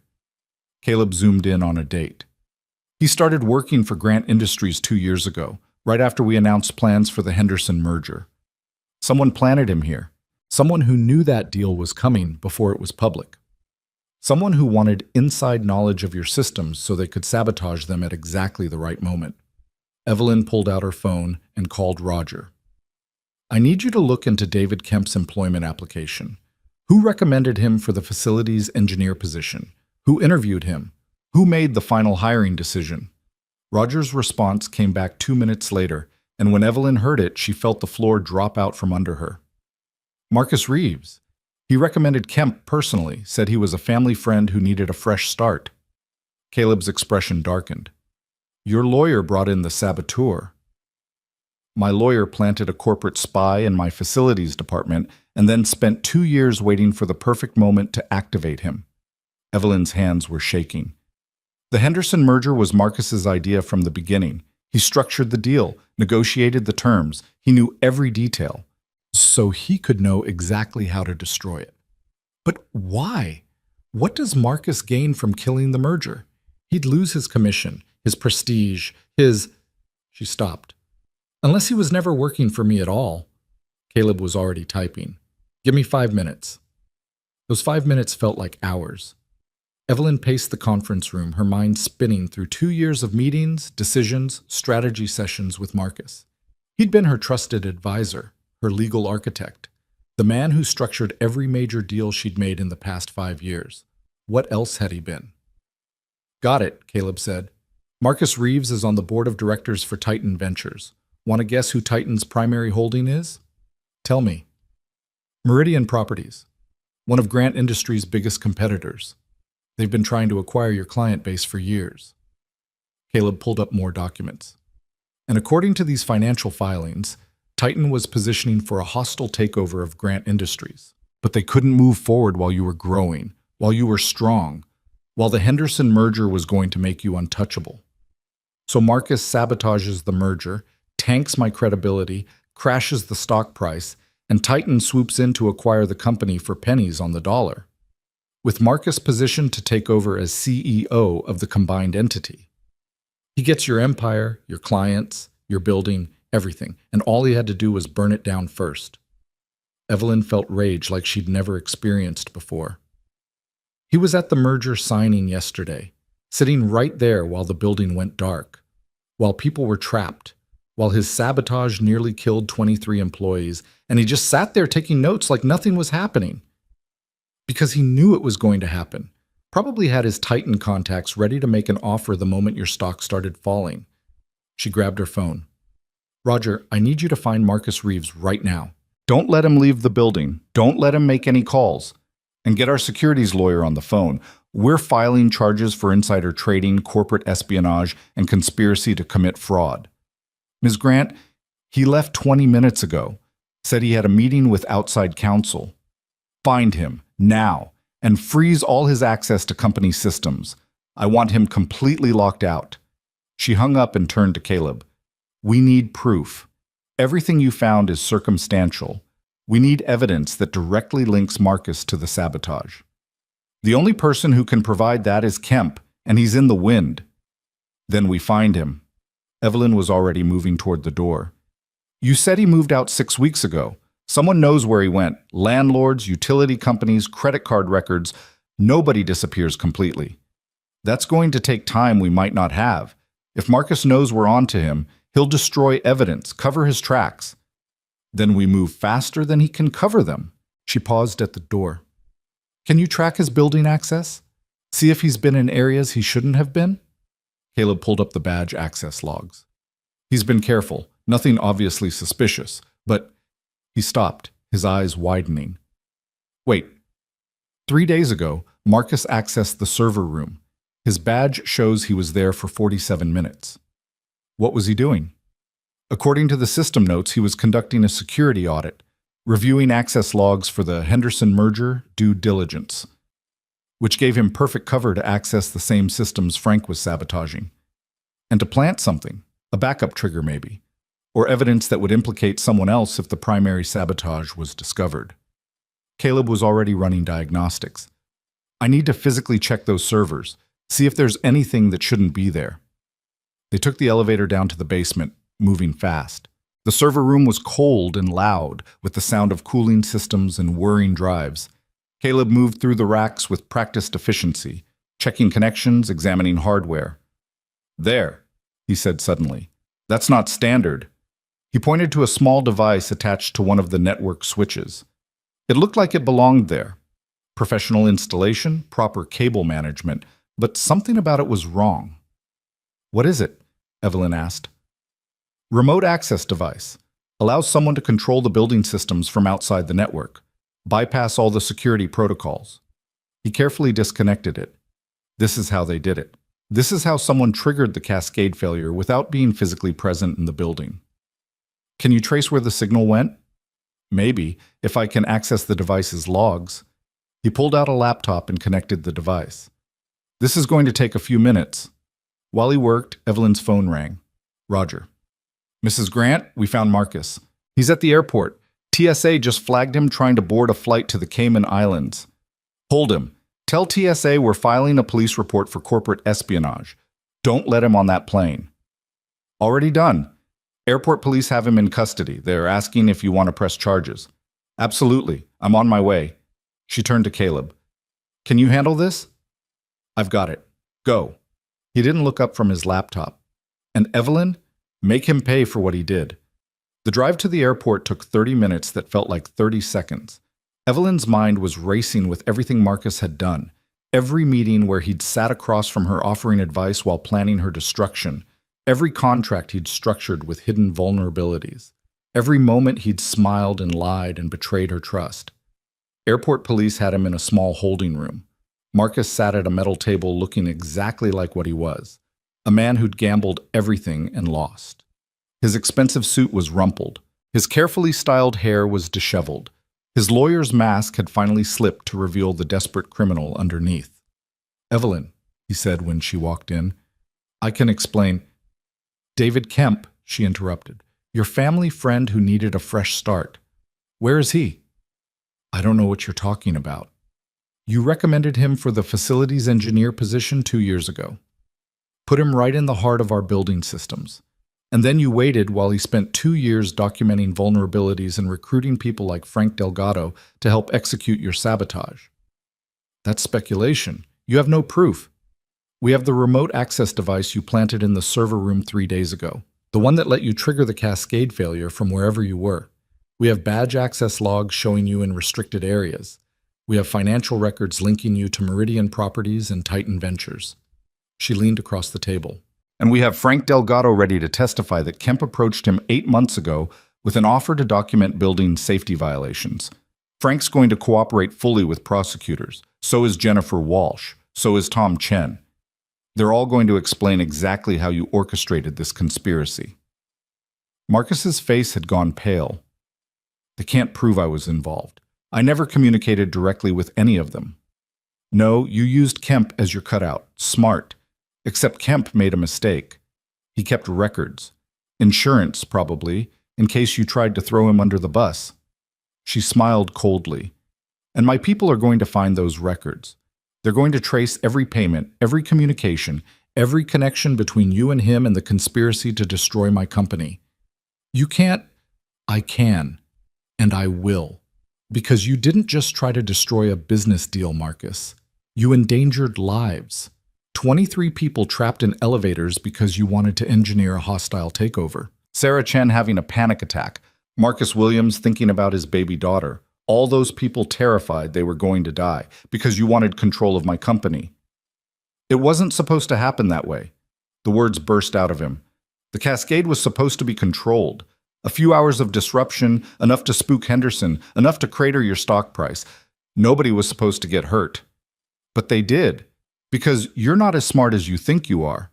Because sabotage is chaos, and chaos can't be controlled. She straightened. You're done, Marcus. Your career is over. Your reputation is destroyed. And you're going to prison for a very long time. Wait. His hand shot out like he wanted to grab her arm, but the airport police officer stepped forward. Wait. I can give you Kemp. I can tell you where he is, who he's working with, everything. But I need a deal. Immunity for my testimony. You're not getting immunity. You're getting prosecuted to the fullest extent of the law. Then you'll never find Kemp. He's too smart, too careful. He planned this for years. He has resources you can't imagine. Without my testimony, you'll never prove the full extent of the conspiracy. Evelyn considered that. Considered letting Marcus trade his knowledge for a lighter sentence. Considered the satisfaction of destroying every person involved in the plot against her company. Then she thought about Caleb Moore, sitting in that basement server room, patiently tracing digital breadcrumbs. About Lily's words in the stairwell, that fixing mistakes was how you stopped being the bad guy. About her own promise to change everything. Keep your testimony, she said. We'll find Kemp ourselves. And when we do, he's going to tell us everything anyway. Because that's what people do when they realize there's no way out. They talk, they cooperate, they try to save themselves. She turned toward the door. You had that chance, Marcus, in the conference room this morning, when I gave everyone the opportunity to come forward. You chose to run instead. Now you get to live with that choice. She walked out of the holding room and didn't look back. Her phone buzzed with a text from Caleb. Found something. You need to see this. Now. She was already heading for her car when the second text came through. Kemp isn't in the wind. He's in the building, and he's not finished yet. Evelyn's heart stopped. She called Caleb immediately, her hands shaking so hard she almost dropped the phone. What do you mean he's in the building? The remote access device I pulled from the server room, it's been logging connection attempts for the past hour. Someone's trying to access the building automation system from inside the network, from a terminal on the 42nd floor. The 42nd floor. Executive offices, conference rooms, and the main data center that housed backups of every critical system in the building. I'm 20 minutes away, Evelyn said, already running toward her car. Get security up there now. Lock down that floor. Don't let anyone in or out. Already done. But Evelyn, Caleb's voice was tense. The access attempts aren't random. Whoever's doing this knows exactly what they're looking for. They're trying to delete files, emails, security footage, everything that could tie the conspiracy together. Can you stop them? I'm trying, but they've got admin credentials, high-level access. It's taking time to lock them out without crashing the whole system. Just keep them busy. I'm on my way. She drove faster than she should have, running red lights, weaving through traffic with her hazards flashing. The tower rose ahead of her like a beacon, and somewhere inside it, David Kemp was trying to erase the evidence of what he'd done. She called Roger as she pulled into the parking garage. Status? We've got the 42nd floor sealed. 2 security officers on each stairwell, all elevator access disabled. Whoever's up there isn't getting out. Who's on that floor right now? According to the badge logs, nobody. The floor should be empty. Then how did Kemp get in? Silence. Then Roger's voice, grim. He must have cloned someone's badge, or he never left. Could have been hiding in the building since before we started looking for him. Evelyn thought about that. About someone living in the walls of her tower like a ghost. waiting for the perfect moment to strike, about how many hiding places there were in 78 floors, about how easy it would be for someone who understood the building's systems to stay invisible. She reached the executive elevator and used her override code. The car shot upward, the numbers climbing faster than her racing heartbeat. 65. 70. 75. The doors opened on the 42nd floor to controlled chaos. Roger's security team had set up a perimeter. Caleb was there too, his laptop open, his fingers flying across the keyboard. And standing beside him, clutching her purple unicorn backpack, was Lily. "What is she doing here?" Evelyn demanded. Caleb didn't look up from his screen. "Mrs. Chen had an emergency. Rachel's watching her, but Lily wanted to see where I worked. I couldn't exactly leave her alone." "Daddy's catching the bad guy," Lily said seriously, "like a superhero." "Baby, I told you to stay with Rachel in the lounge. But you need help, and I'm good at finding things." She held up a tablet that Evelyn recognized as one of the company's standard issue devices. "See? I found the person." Evelyn's breath caught. "What?"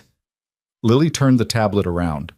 On the screen was security camera footage from the 42nd floor, time-stamped 30 minutes ago. A figure in maintenance coveralls moved through the frame, their face turned away from the camera. But when they reached for a door handle, their sleeve rode up, revealing a distinctive watch, silver with a black face, an unusual chronograph design. Caleb's fingers froze on his keyboard. "Frank has a watch like that. I gave it to him 5 years ago. Christmas bonus I saved up for." "So Kemp stole Frank's watch? Or Frank is Kemp?" Caleb's voice was hollow. "Or they're working together and we've been played from the beginning." Evelyn's mind raced back through everything Frank had said in the stairwell. His confession, his broken apology, his promise to tell them everything. What if it had all been theater? What if he'd given them Jennifer and Tom as sacrifices while protecting the real architect of the conspiracy? "Pull up Frank's employment file," she ordered. "Everything. Background check, references, work history." Caleb was already typing. The file appeared on screen and Evelyn scanned it rapidly. Frank Delgado, hired 12 years ago, previously worked at Coastal Towers Management, before that at Silverstone Development, before that... Wait, she pointed at the screen. Coastal Towers. That's one of the companies Kemp worked for. 3 years before Frank came to Grant Industries. Caleb pulled up more records. But look at the dates. Kemp left Coastal in March 2013. Frank was hired at Grant in June 2013, 3 months apart. They knew each other. They worked together at Coastal and then they both ended up here. With Frank in facilities management and Kemp positioned to be hired years later when the Henderson merger started taking shape. Caleb's expression was grim. This wasn't a 2-year plan. This was a 12-year infiltration. Roger's radio crackled. "Sir, we've got movement in the data center. Someone's inside." "Lock it down," Evelyn ordered. "Now!" They ran down the hallway, Roger's team surrounding them. The data center door was ajar, its electronic lock overridden. Inside, the temperature was Arctic, the sound of server fans deafening. Rows of equipment stretched into the darkness, blinking lights creating a constellation of red and green stars. And standing at the main console, frantically typing, was Frank Delgado. "Frank, step away from the terminal," Roger commanded, his hand on his sidearm. Frank's hand stilled. He turned slowly, and Evelyn saw something in his face that hadn't been there in the stairwell. Not defeat, not remorse. Cold calculation. "You weren't supposed to figure it out this fast," he said. "Where's Kemp?" Evelyn demanded. Frank smiled. It was a terrible expression, empty of warmth. "You're looking at him. David Kemp was an identity I created 8 months ago. A ghost with just enough history to be believable. I knew Marcus would bite if I dangled the right bait. A disgruntled engineer with inside knowledge, connections to competitors, a grudge against Evelyn Grant. He couldn't resist. So you manipulated Marcus into thinking he was manipulating you. Marcus wanted to acquire Grant Industries. I gave him the tools to try. But the real goal was never about the merger. It was about destroying you completely." Frank's voice carried years of buried rage. 12 years, Evelyn. 12 years I've worked in your basement, keeping your building running, fixing problems you created. Watching less qualified people get promoted above me. And for what? A paycheck that barely covers rent? A title that means nothing? The privilege of being invisible? So this was revenge. This was justice. You and people like you build empires on the backs of people you never see. You take credit for success that wouldn't exist without us. You fire people like Caleb Moore for doing their jobs because it's inconvenient for your schedules. His eyes burned with intensity. I wanted you to lose everything the way I've lost everything. I wanted you to know what it feels like to be powerless. Caleb stepped forward, his voice quiet but firm. You trained me, Frank. Taught me to take pride in the work, to understand that maintaining systems is noble, that keeping people safe matters more than recognition. Was that all a lie? Something flickered in Frank's expression. I meant it when I said it, but meaning it doesn't pay the bills, doesn't get you promoted, doesn't make you matter to people like her. So you endangered 23 lives to prove a point about not mattering? I saved those lives. Frank's composure cracked. When the cascade failure went further than I calculated, when those elevators stalled, I could have walked away. I could have let them die and blamed it on deferred maintenance, on budget cuts, on Evelyn's negligence. But I didn't. I tried to fix it, and when I couldn't, I let you fix it. Because despite everything, I'm not a murderer. No, you're just a saboteur who lost control of his own plan, Evelyn said. You wanted to destroy my credibility, but you couldn't stomach the body count. So you let Caleb save everyone and convinced yourself that made you less guilty. I convinced myself nothing. I know exactly what I am. Frank turned back to the console. And now I'm finishing what I started, deleting every trace of the conspiracy, every email, every access log, every piece of evidence that could connect me to the sabotage. By the time I'm done, you won't be able to prove anything. We already have Marcus in custody, Evelyn said. He's cooperating, telling us everything about the Titan Ventures connection, the hostile takeover plan, your role in it all. Marcus knows nothing. I fed him just enough information to make him think he was in control. But the real evidence, the communications, the payments, the proof of how deep this goes, that's all on these servers. And in about 30 seconds, it's all going to be permanently erased. Roger, Evelyn said quietly. The security director moved forward, but Frank pulled something from his pocket, a small device with a single red button. Don't, Frank said. This is a dead man's switch. Stops transmitting my heartbeat, and the building automation system crashes. Everything I rebuilt yesterday gets destroyed again. Only this time, it won't be 23 people in elevators. It'll be everyone in the building when the fire suppression systems fail and the emergency exits lock and the backup power doesn't come on. Lily's small voice cut through the tension. You're lying! Everyone turned to look at her. She stood beside her father, the tablet still in her hands, her expression fearless. How would you know? Frank asked, his voice softer when addressing the child. Because my daddy taught me about building systems. He showed me the pictures and explained how everything connects. And a dead man's switch doesn't work like that. You'd need direct access to the control systems, not just a button. And you don't have that anymore because Daddy locked you out. Caleb's eyes widened. He looked at his laptop, then at Frank. She's right. The remote access device I pulled. That was your last back door into the system. You're bluffing. Frank's hand tightened on the device. You want to bet 23 lives on that? Bet on a child's understanding of systems she's never actually seen? I'll bet on my daughter's intelligence over your desperation any day. Caleb moved closer, his body positioning between Frank and Lily. You taught me to document everything, Frank. Every access, every override, every system modification. I learned from the best. So even if you delete the files on this server, I have backups, timestamps showing every sabotage event, maintenance logs proving you deliberately degraded critical systems, security footage of you accessing restricted areas. That's circumstantial at best. And the remote access device has your fingerprints on it, your DNA, physical evidence linking you directly to the cascade failure. Caleb's voice was steady, relentless.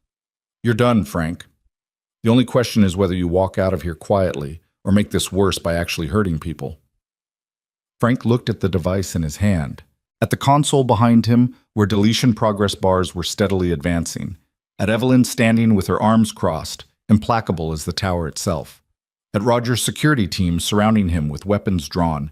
And at Lily, this 8-year-old girl who'd seen through his bluff with the clarity of someone who believed the world should be fair. "I just wanted to matter," he said finally, his voice breaking. "Just wanted someone to see the work and say it was important. Say I was important." "You did matter," Caleb said quietly. "You taught half the maintenance staff in this building. You kept critical systems running for 12 years. You saved my career when I was struggling as a new father trying to figure out how to do this job and raise Lily alone. You mattered, Frank. You just couldn't see it. Because mattering doesn't pay rent, doesn't earn promotions, doesn't—" Frank's voice caught. "Doesn't change the fact that I'm 53 years old with no degree, no prospects, and no way out of the basement except sabotage." Evelyn spoke then, her voice carrying none of its earlier steel. "You're right.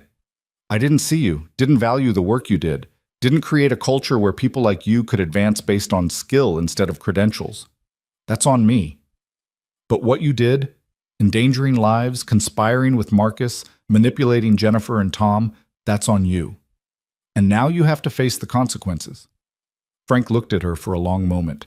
Then he set the device on the console, gently, carefully, like it was something precious, and raised his hands. "Okay," he whispered. "Okay, I'm done." Roger's team moved in immediately, securing him with practiced efficiency. Frank didn't resist, just stood there with his hands cuffed behind his back, looking smaller and older than he had moments before. "The deletion program," Evelyn said. "Can you stop it?" Caleb was already at the console, his fingers flying. "It's encrypted. He set it up to resist interruption. I can slow it down, but I can't stop it completely." "How long do we have?" 5 minutes? Maybe less?" Lily tugged on Evelyn's sleeve. "Miss Grant? Can I try?" Evelyn looked down at this child who'd been in the building less than 48 hours and had somehow become central to unraveling everything. "Try what, sweetheart?" "My daddy taught me about system passwords. He said people always pick things that mean something to them, things they can remember." She looked at Frank. "What's important to you, Mr. Frank?" Frank's expression was unreadable. "Why would I tell you?" "Because you said you're not a murderer. And if those files get deleted, the bad people who helped you might get away. Miss Jennifer and Mr. Tom and Mr. Marcus, they did bad things too. Don't they deserve consequences like you?" The logic was so pure, so devastatingly simple, that Frank actually smiled. "You're a smart kid. Your dad's lucky to have you." "I know, so what's your password?" Frank was quiet for so long that Evelyn thought he wouldn't answer. Then, "Coastal 2013. The year I thought everything would be different. The year I came to Grant Industries believing I could build a real career here." Lily repeated it carefully to Caleb, who typed it in.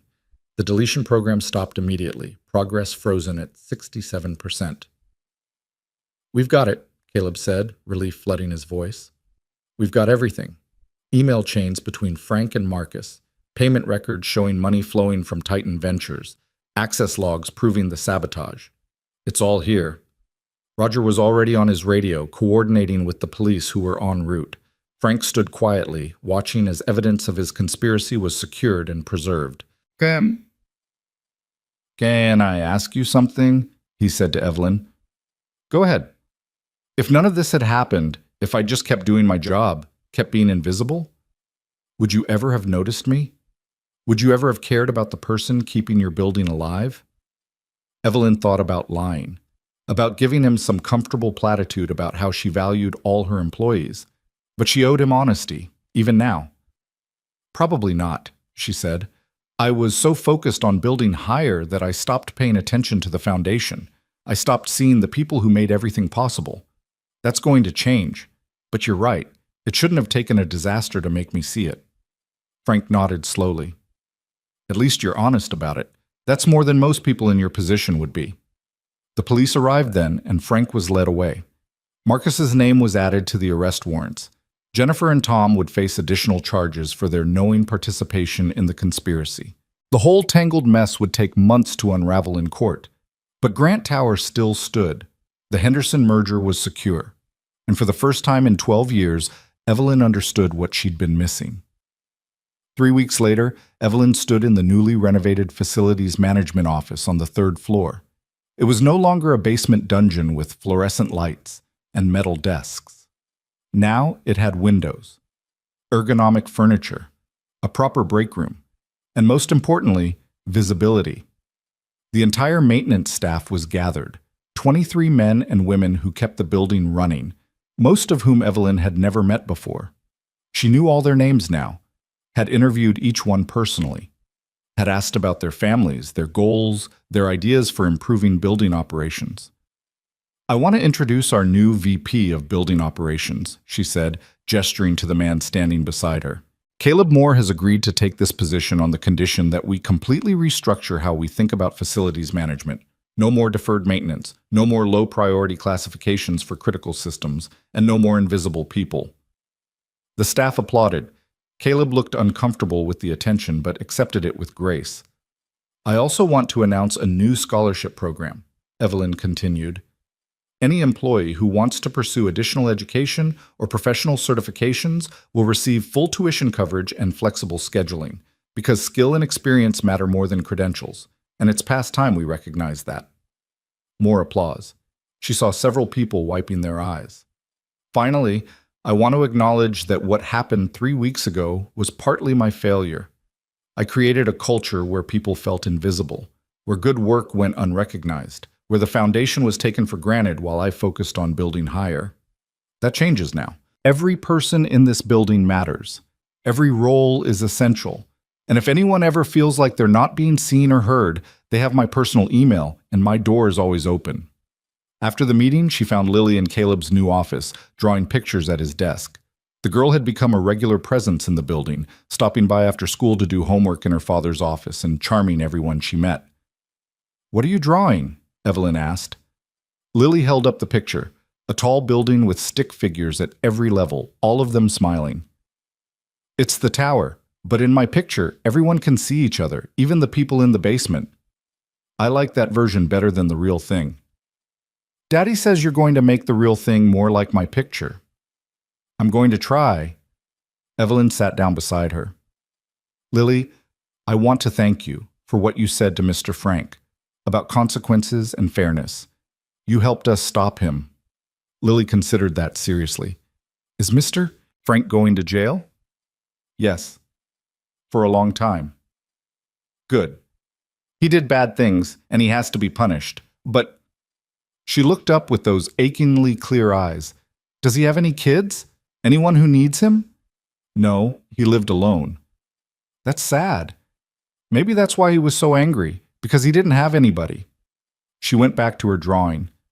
"My daddy says everyone needs somebody. That's why we take care of each other." Caleb appeared in the doorway, catching the end of the conversation. "Ready to go home, baby? Mrs. Chen's making enchiladas for dinner." "Can Miss Grant come?" Both adults froze. Evelyn started to decline automatically. She had work, meetings, a dozen reasons why the CEO of Grant Industries couldn't have dinner with her VP of Building Operations and his 8-year-old daughter. Then she thought about the tower in Lily's drawing, about everyone being able to see each other, about what she'd promised to change. "I'd love to," she said. "If you don't mind the company." Caleb's surprise melted into a genuine smile. "We'd be honored."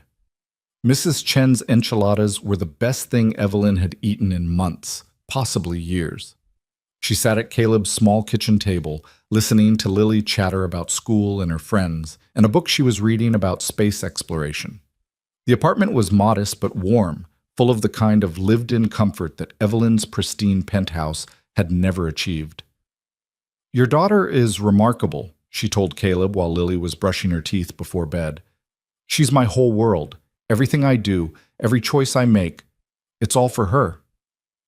"I understand that now. When I fired you in front of her, I didn't see what I was taking away. Not just your job, but her security, her faith in fairness, her belief that hard work matters. You gave it back when you came to my apartment and asked for help. She saw that too. Saw that even powerful people can admit mistakes and try to fix them. I'm still trying to fix them. The culture I created, the priorities I had, that's going to take years to undo. But you're doing it. That's what matters. He paused. I've been thinking about something Frank said, about wanting to matter, and I realized that's what we all want. Not recognition necessarily, or praise, or promotions, just to know that what we do means something to someone. You matter, Caleb, to Lily, to the people you trained, to this company. Evelyn met his eyes. To me, I wouldn't have a business left if you hadn't come back, wouldn't have learned what I needed to learn about what actually makes this empire worth having. Lily appeared in the doorway in her pajamas, her purple unicorn backpack replaced by matching purple slippers. Will you tuck me in, Daddy? Of course, baby. Can Miss Grant come too? I want to show her my room. They followed Lily to her small bedroom, walls covered with crayon drawings and glow-in-the-dark stars, a bookshelf overflowing with stories, a desk where she did her homework, every surface showing evidence of a child who was loved and encouraged and seen. This is where I draw my buildings, Lily said, pointing to a stack of papers. Daddy helps me understand how the systems work, and then I draw them better. Someday, I'm going to design buildings that are beautiful and safe and where everyone matters. I believe you will, Evelyn said. And when you do, I hope you'll let me invest in your company. Lily grinned and climbed into bed.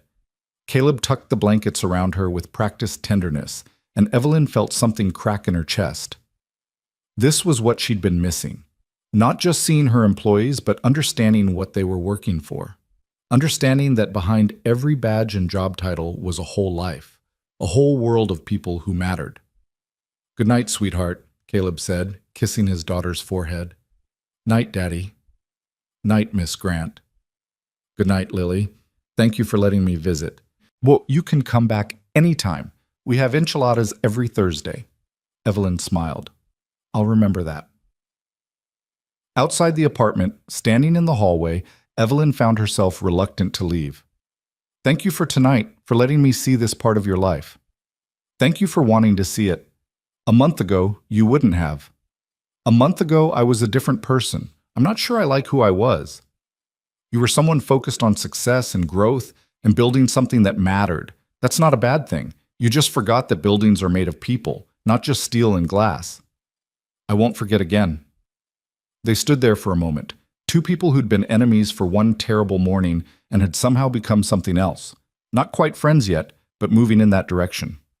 I should go, Evelyn said finally. Early meeting tomorrow with the Henderson team. They want a tour of our facilities management operations. Apparently word got out about our restructuring and they're impressed. Good. They should be. Caleb smiled. You're building something real now, not just tall, but strong. Evelyn drove home thinking about that. About strength versus height. About foundations versus facades. About a little girl's drawing where everyone could see each other. The next morning, she arrived at Grant Tower just as the sun was touching its peak. 78 floors of glass and steel gleaming in the dawn light. But now, when she looked at it, she didn't just see her empire. She saw the people inside it, saw names and faces and families, saw the security guard who worked double shifts to pay for his son's college, saw the administrative assistant who was taking night classes in business management, saw the maintenance technician who'd invented a more efficient way to monitor HVAC systems, saw all the people she'd spent 12 years not seeing. Her phone buzzed. A text from Rachel. Sarah Chen from accounting wants to thank you personally for the paid leave after the elevator incident. Can I put her on your calendar? Evelyn typed back. Give her my cell number. She can call anytime. Another text. This one from Tom Chen's lawyer. Client wants to know if there's any possibility of a reduced sentence in exchange for additional cooperation. Evelyn considered that. Tom had been a willing participant in the conspiracy, but he'd also been manipulated by people smarter and more ruthless than he was. He'd cooperated fully with investigators, helped build the case against Marcus and Frank. She typed, tell him to talk to the prosecutor. If they're satisfied with his cooperation, I won't object to reasonable consideration. It wasn't forgiveness, but it was recognition that people were complicated, that mistakes could be genuine, that consequences didn't have to be vengeance. The elevator carried her up to the executive floor, and she found herself thinking about Frank, about a 53-year-old man who'd spent 12 years feeling invisible, about how that kind of resentment could fester into something terrible. She made a mental note to implement quarterly reviews where employees could provide anonymous feedback about company culture, about feeling valued, about whether they felt seen. Rachel met her at the office door. "Ms. Grant, the Henderson team is here. They're in conference room A." "Perfect. Is Caleb joining us?" "He's already there, and he brought building schematics that show our new maintenance protocols. They're apparently very impressed with his presentation." Evelyn smiled. "Of course they are. Let's go." The meeting lasted 2 hours, and by the end of it, Henderson's CEO was talking about implementing similar operational restructuring at their own properties. They signed a consulting agreement on the spot, with Caleb heading up the advisory team. After they left, Evelyn found Caleb still in the conference room, packing up his materials. "That was brilliant," she said. "You just turned our crisis into a new revenue stream." "I just showed them what should have been standard practice all along. Buildings don't maintain themselves. Systems don't run on wishful thinking. You need skilled people who understand what they're doing and feel valued enough to care." "Want to write that down? I'm thinking it should be the opening line of our new company mission statement." He laughed. "I'm an engineer, not a poet." "You're whatever you need to be. That's what I'm learning." She sat down across from him. "I've been thinking about something Lily said, about everyone needing somebody, about taking care of each other." "That sounds like her." "She's right. I built this company thinking I could do it alone. That success was about being stronger, smarter, more ruthless than everyone else. But the truth is, I only succeeded because people like you were holding up the foundation while I was focused on the view from the top." "You're being too hard on yourself." "Maybe. Or maybe I'm finally being honest." She met his eyes. "I want to build something different going forward. Not just a successful company, but a good one. The kind of place where people like Lily's drawing, where everyone can see each other and everyone matters." "That's ambitious." "I know, but I have a good team, a VP of building operations who understands what actually holds things together, a daughter who reminds me what fairness looks like, and a second chance I don't deserve, but am grateful for anyway." Caleb was quiet for a moment. "You know, when you fired me that morning, I thought my life was over, thought I'd lost everything that mattered." "I'm so sorry. Let me finish. I thought I'd lost everything. But what I actually lost was a job that didn't value me and a boss who couldn't see me. And what I gained was the chance to rebuild something better, to show my daughter that standing up for what's right matters more than keeping your head down, to help create the kind of workplace I always wished existed." "So you're saying getting fired was good for you?" "I'm saying maybe some things need to break before they can be fixed properly. Your company, my career, the way we see each other." He smiled. "Sometimes the fall is necessary for the rebuilding." Evelyn thought about that, about standing in the darkness of a powerless tower, realizing everything she'd built was hollow, about sitting in Frank's apartment admitting she'd been wrong, about watching 23 people walk out of stalled elevators and understanding what actually mattered. "The fall was necessary," she agreed, "but the rebuilding is better." 6 months later, Grant Tower had been transformed in ways both visible and invisible. The basement facilities office was now a state-of-the-art operations center. The maintenance staff had doubled, with competitive salaries and clear advancement paths. Employee satisfaction scores had risen 40%, and Evelyn knew the name of every person who worked in her building. The Henderson merger had been wildly successful. Grant Industries was expanding into 3 new markets. Stock prices were at an all-time high, and Evelyn's reputation had shifted from ruthless CEO to innovative leader who valued people as much as profits. Marcus Reeves was serving 8 years for corporate espionage and conspiracy. Frank Delgado had received 12 years, with possibility of parole in 7 if he continued cooperating with investigators. Jennifer Walsh and Tom Chen had both pleaded guilty to reduced charges and were serving probation with community service requirements. And on this particular Thursday evening, Evelyn was sitting at Caleb's kitchen table eating enchiladas and listening to Lily explain her science project about renewable energy systems. "So if we put solar panels on the roof of the tower," Lily was saying, "and connected them to the battery backup systems, we could generate our own power during the day and save it for emergencies at night." "That's brilliant," Evelyn said. "How much would something like that cost?" Lily pulled out a carefully calculated budget that showed research well beyond her 8 years. About $3 million for the full installation, but it would pay for itself in energy savings in 7 years, and it would make the building more sustainable and safer. Evelyn looked at Caleb. Did you help her with this? She did it herself. I just checked the math. He was clearly bursting with pride. Well, Lily, you've just sold me on a $3 million solar installation. I'll have the engineering team start on preliminary designs next week. Lily's eyes went wide. Really? You're really going to do it? Really. And I want you to be part of the planning process. You can meet with the engineers, review the designs, make sure we're doing it right. I'm only 8. You're only 8 and you just designed a renewable energy system that will make my building safer and more efficient. Age has nothing to do with good ideas. Evelyn smiled.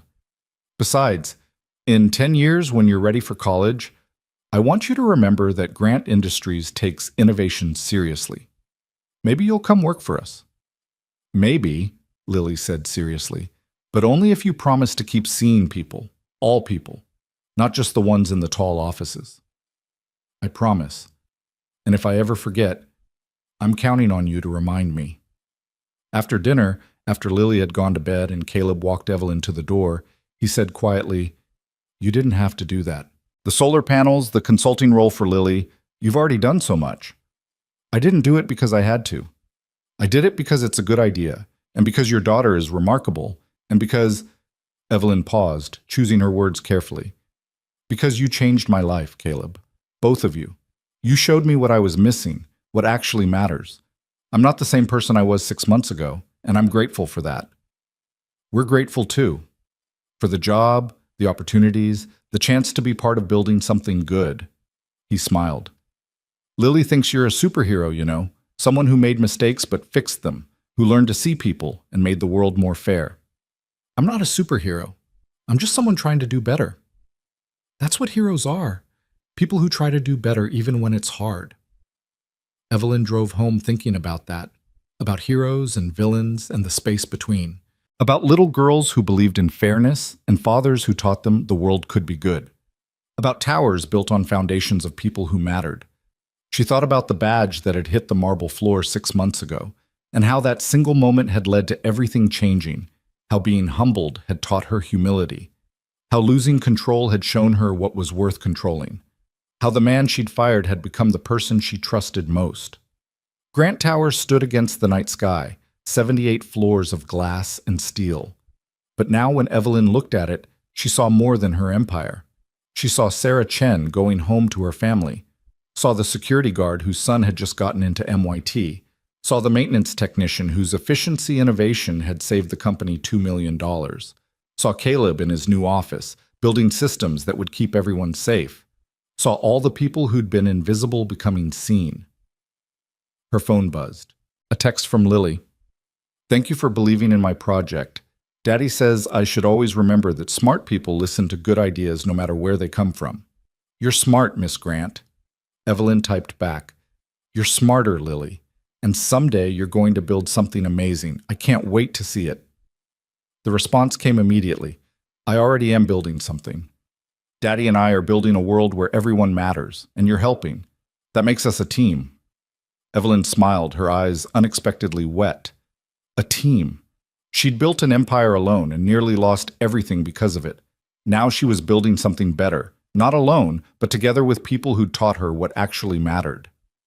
The tower still stood tall, reaching toward the sky, but its foundation was stronger than ever, because Evelyn Grant had finally learned to see the people holding everything up, had learned their names, their stories, their worth, had learned that power without people was hollow, that empires without empathy were fragile, that being right mattered less than doing right. She'd been the villain in a little girl's story, and through humility and hard work and the grace of second chances, had earned the opportunity to become something better. Not a hero exactly, but someone trying. And in the end, that was enough.